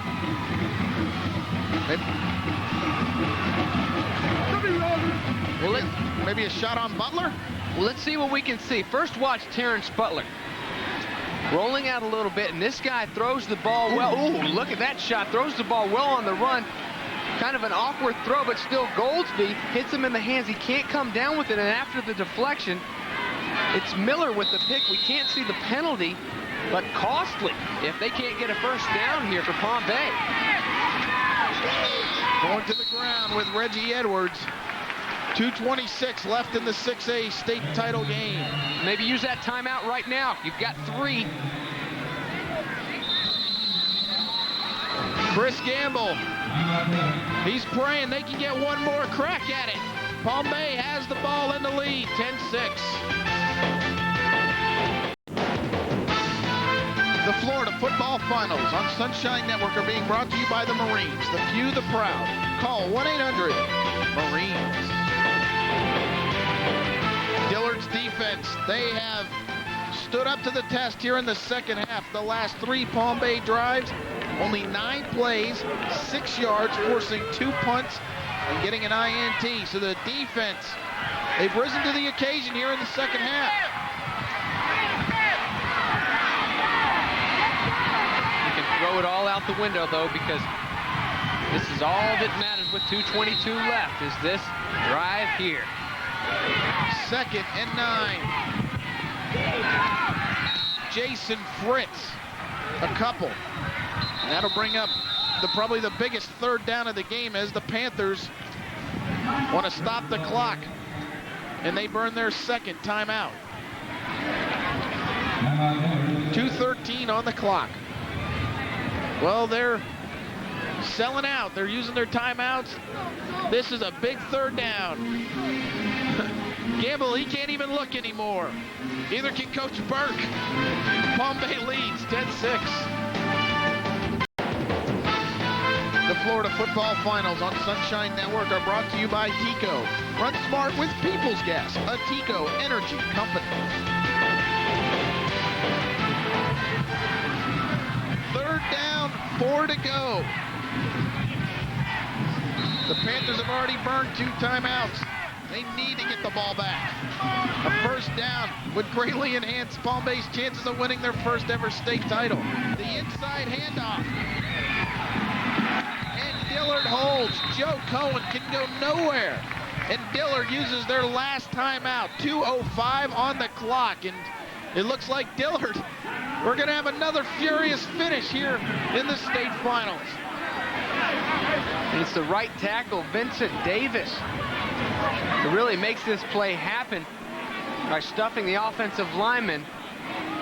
And wow, Sean, we may be saving the best for last. We had a great one a couple nights ago, St. Thomas and Pine Forest, and there you see number 58, Vincent Davis, taking on the pulling offensive lineman, number 58, Robert Brunson, coming off and helping making the tackle. Chris Gamble. Well, that's Coach Burke, but Chris Gamble stands at his 43 as he awaits a punt. Palm Bay, they pray, they hope they can hang on to this lead. Dante Moffitt, in this game, he's had 3 punts for an average of 41 yards.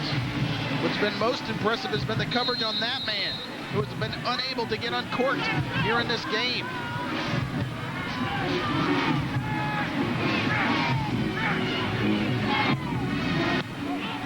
Moffitt booms it. Gamble will have no chance at a return. The ball goes out of bounds, and Dillard will be 48 yards away from the promised land. 1:57 on the clock. Sean, it's hard to put your finger on the play of the game. There have been a lot of big plays in this game, but Moffitt coming up huge with the punt to get it off to begin with. A great rush by Dillard, almost blocked. He sidestepped really the rusher, and not only did he get a good kickoff, but he kicked it away from Chris Gamble. No chance at a return, and really giving you the best shot for your defense. Here we go. 5 wide. Flags on the play.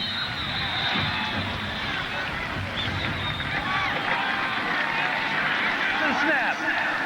False start on the offense. Motion. Looked like number 78 for the Panthers, Nigel Seaman, rocked a little too soon. Take a look at it. There he goes, just a fraction of a second too early as he's trying to get a jump on the defensive lineman. Now, with this defense spread out like this, you've got to be careful of Terrence Butler because he can dance around a little bit and pick up some big yardage. But remember, only 2 minutes left, no timeouts for Dillard. So you have to be conservative and pick and choose when you're going to run the football. And if you do run the football, get ready to get back up there and get set.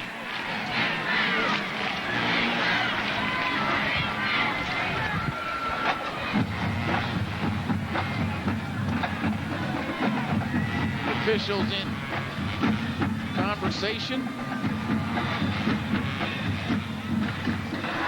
Please reset the clock to 1:57. 1:57. Clock change. The clock reads 1:54. It should be a 1:57. Apparently a couple ticks came off during that motion penalty. Of course, it was a dead ball. Ken Reese, our official tonight out of the Fort Myers area, as is all our officials. 1st and 15. Butler throws to Deagle. Deagle hangs on, pickup of 5, and he gets out of bounds. Remember, the Panthers have no timeouts. Excellent effort, Deagle. Takes a little while, but he finally gets his hands and gets that ball tucked away. And then the state of mind to keep running and get out of bounds. Here he is coming across the middle, underneath those linebackers as they switch off. And a good job of switching off by the defensive backs. There's number 3 for Palm Bay, finally running him out of bounds. Butler's in trouble. Got to get rid of it. He throws, and he overthrows his intended receiver, Leroy Aiken, and out comes flags. Now remember, there is no uncatchable rule in high school football. So that is immaterial whether Aiken could have caught this ball or not.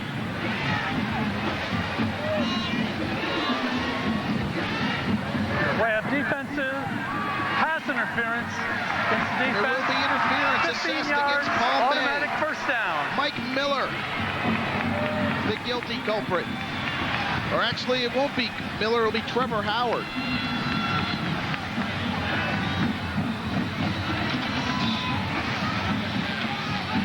Well, there you see, towards the end of the play, you're going to see Trevor Howard with his hands just a little bit on Aiken. And one person you've got to account for, I've watched the last 2 times. Number 12, Berger, at that defensive end spot, has bull rushed his way right into the face of Butler. You got to account for him. Palm Bay only rushing 3. And Butler takes it under, gain of 5. The clock is ticking. We're now at 1.5 minutes. That time they bring an extra body over and double team Berger, who's had some success getting in the backfield. That time putting a little bit of pressure on Butler, and quick to the line is Dillard. Howard is on Gamble to the near side. They're throwing it to Gamble. And Gamble can't get out of bounds. But he will have enough for a first down. So the clock will stop when they move the change. But Dillard has to be ready to snap. 1st and goal, or excuse me, 1st and 10. Butler making his calls at the line of scrimmage. Good job getting back and getting set by the Panthers. Ball's on the ground. The throw. Faison catches it in the middle of the field. Gain of 5.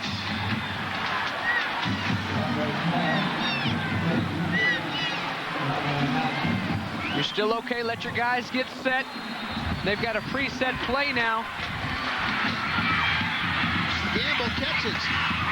And he steps out of bounds. They mark it at the 16.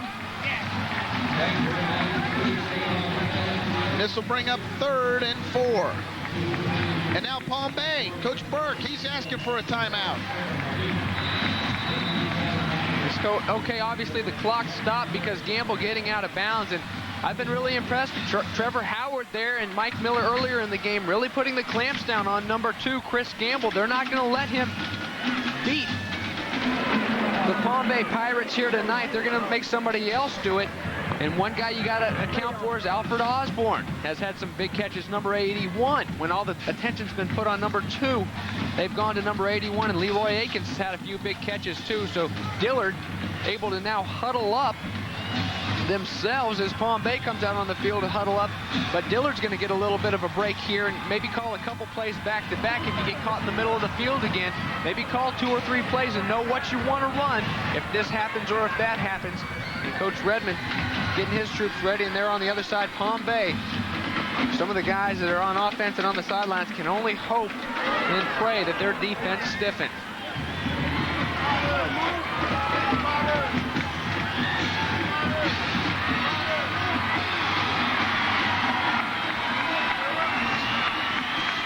Third and 4.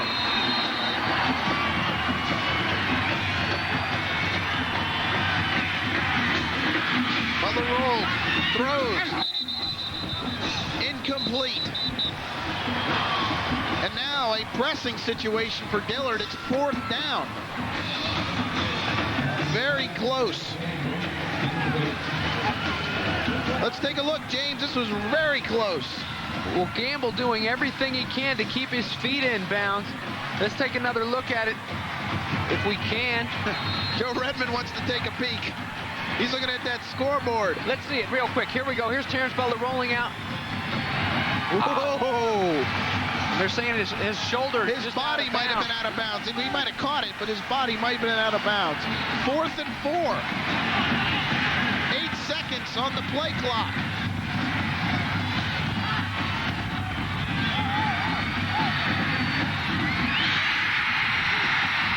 Incomplete. Tyrone Bergen tips it. And Palm Bay will get the ball with 35 seconds remaining, and the Panthers have no way of stopping the clock.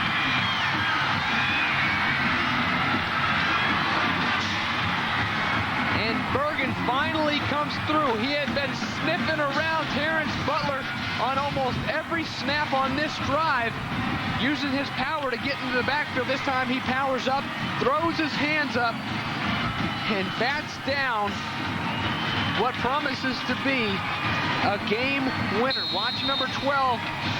Gets some pressure, gets some push, and then separates, comes up with the quick hands, good reaction. Defensive linemen are taught to put those hands up, and doing his job is number 12. And we've got some new state champions in 6A. Charles Kleinstitz takes a knee. They may not have to run another play.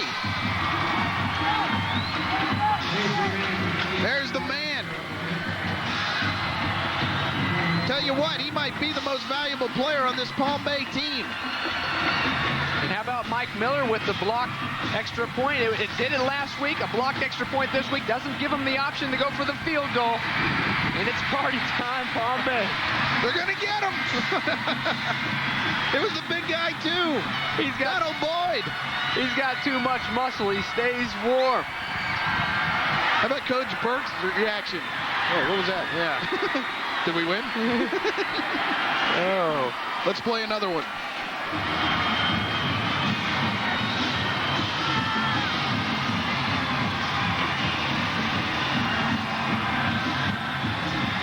Let's head down to the field. Charles with head coach Dan Burke. I'm with a very happy, very wet, and now cold, but state champion, Coach Burke. Coach, Great. Congratulations. That's great. That's great. I'm so happy for these guys. Starting out 0-2. They turned their season around. We got a bunch of seniors that did not want to play their last football game, and I'm proud of them. Your fifth year at Palm Bay, you've really done a great job building this program. They had a one state playoff appearance in 1978 before you got there. You've been in the playoffs every year, now state champion. How did you do it? It's a lot of people. I got great coaches, I got great players, I got good administration, and great parents. You know, and with those things in line, you know, you could do well. And if one of those things is missing, it becomes difficult. But we've got great parents, and I got a great coaching staff. The kids are fantastic, and my administration is behind us 100%. And it makes it fun, and this is what happens. It's great feeling. Last year, a trip to the state quarterfinals, a very tough loss in that game. Did you get into the spring? Did you get together right after that game and kind of say, we got a little unfinished business? We watched that tape a little bit in the weight room. There's no doubt about it. You know, the guys didn't like to, but that's a bad taste in their mouth. And, you know, now they're state champions, and that's that. All right, Coach, congratulations. Go Savor it. State champion. Coach Dan Burke, Palm Bay Pirates, state champions 2000. Charles said it best. The Palm Bay Pirates out of Melbourne have secured the school's first ever Class 6A football state championship.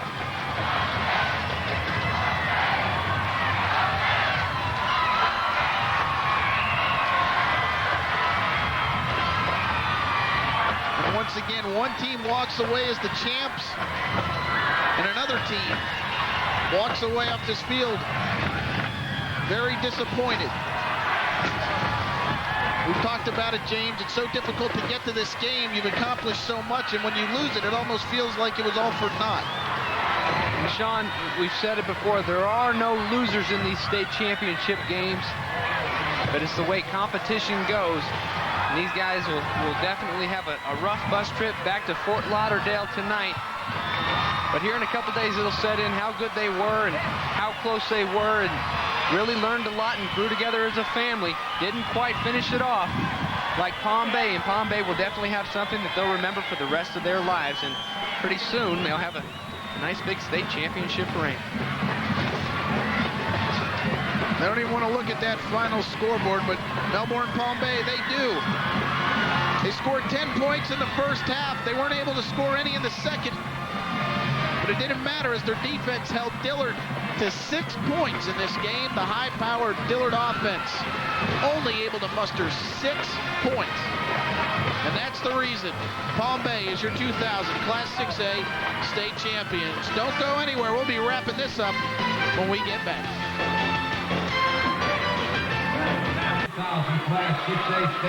Welcome back. They've already printed them up. Melbourne Palm Bay 10, Fort Lauderdale Dillard 6.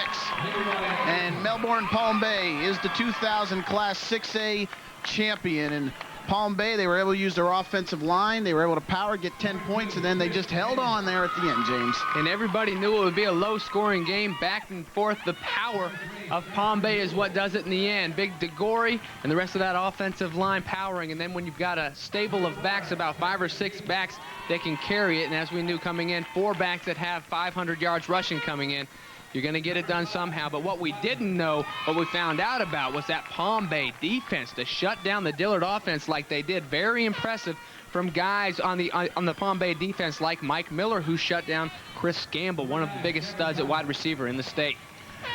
It's been a wild and wacky 6 games, 3 days, 6 championship games. A lot of people responsible here at Sunshine Network are Director, the Ken Dog, Ken Cavanaugh, and of course our director, Jimmy Dussel, and many cameramen, people making this happen, and of course the players that have entertained us for the past weekend. And what are some of the thoughts you're going to take, James, from this 2000 state championship weekend? And on this Christmas day, did we not tell you that we had a great Christmas present for you? And as we cap it all off, Sean, you look at the night games, really. The first night, we get a treat of seeing St. Thomas Aquinas and the Pine Forest Eagles go into triple overtime.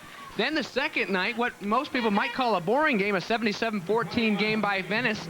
But really, you get to see a fine oil machine at work in Venice and broke all kinds of state records. You got to see history in the making. And then, of course, tonight, the big dogs, 6A, Dillard and Palm Bay going at it, and it went down to the wire. We had so much fun bringing it to you. Thank you for joining us. Ho, ho, ho. Merry Christmas, everybody. And we can't forget about the third member of our broadcast team. Charles, what are you going to take from this weekend? Guys, I'm going to take a few different things from this weekend. Of course, the highs of all the state champions, the teams that won, and of course the lows of the teams that lost. But you know, in a few days, they won't feel so bad. A great sense of accomplishment. I'll also remember the parents, the friends, the supporters, the great school spirit each one of these schools exhibited and had supporting them here in the swamp. The bands, how can you forget those people? Those are people that put in a lot of work throughout the year. The cheerleaders, they don't get a lot of credit, but they support the teams as well. The Gainesville Sports Organizing Committee, all the people here at the University of Florida putting on a great event. You know, I'm thinking of the present. The guys who are playing in these games did a fantastic job. We saw some wonderful football. Some guys will go on. Some guys, this might be their last game, whether they won or lost. What a great place to finish your career. And I'm also thinking of the future. These little guys right here in front of me, they represent the future. They got to see high school championship football here in the swamp. And let me tell you, they can't wait to do it themselves one day. Take care and happy holidays, everyone. Thank you, Charles. It was a wild weekend. We saw a couple three-peats. North Florida Christian, they secured 3 straight championships. Glade Central winning their 3rd straight. And there you see Coach Dan Burke as he secures the school's first ever state champion. So we had some old champions winning again, and of course what makes it fun is we had a couple new champions. Pensacola Pine Forest, they won for the first time in 12 years in triple overtime, and of course Venice, the most impressive performance of the weekend, 77 points, setting all sorts of state records. Well, here at Sunshine, I'd like to thank everybody that made these 3 days possible. For Charles Davis and my partner James Bates, my name is Sean Alveshire, and let's take one last look at a wonderful, magical championship weekend here in Gainesville.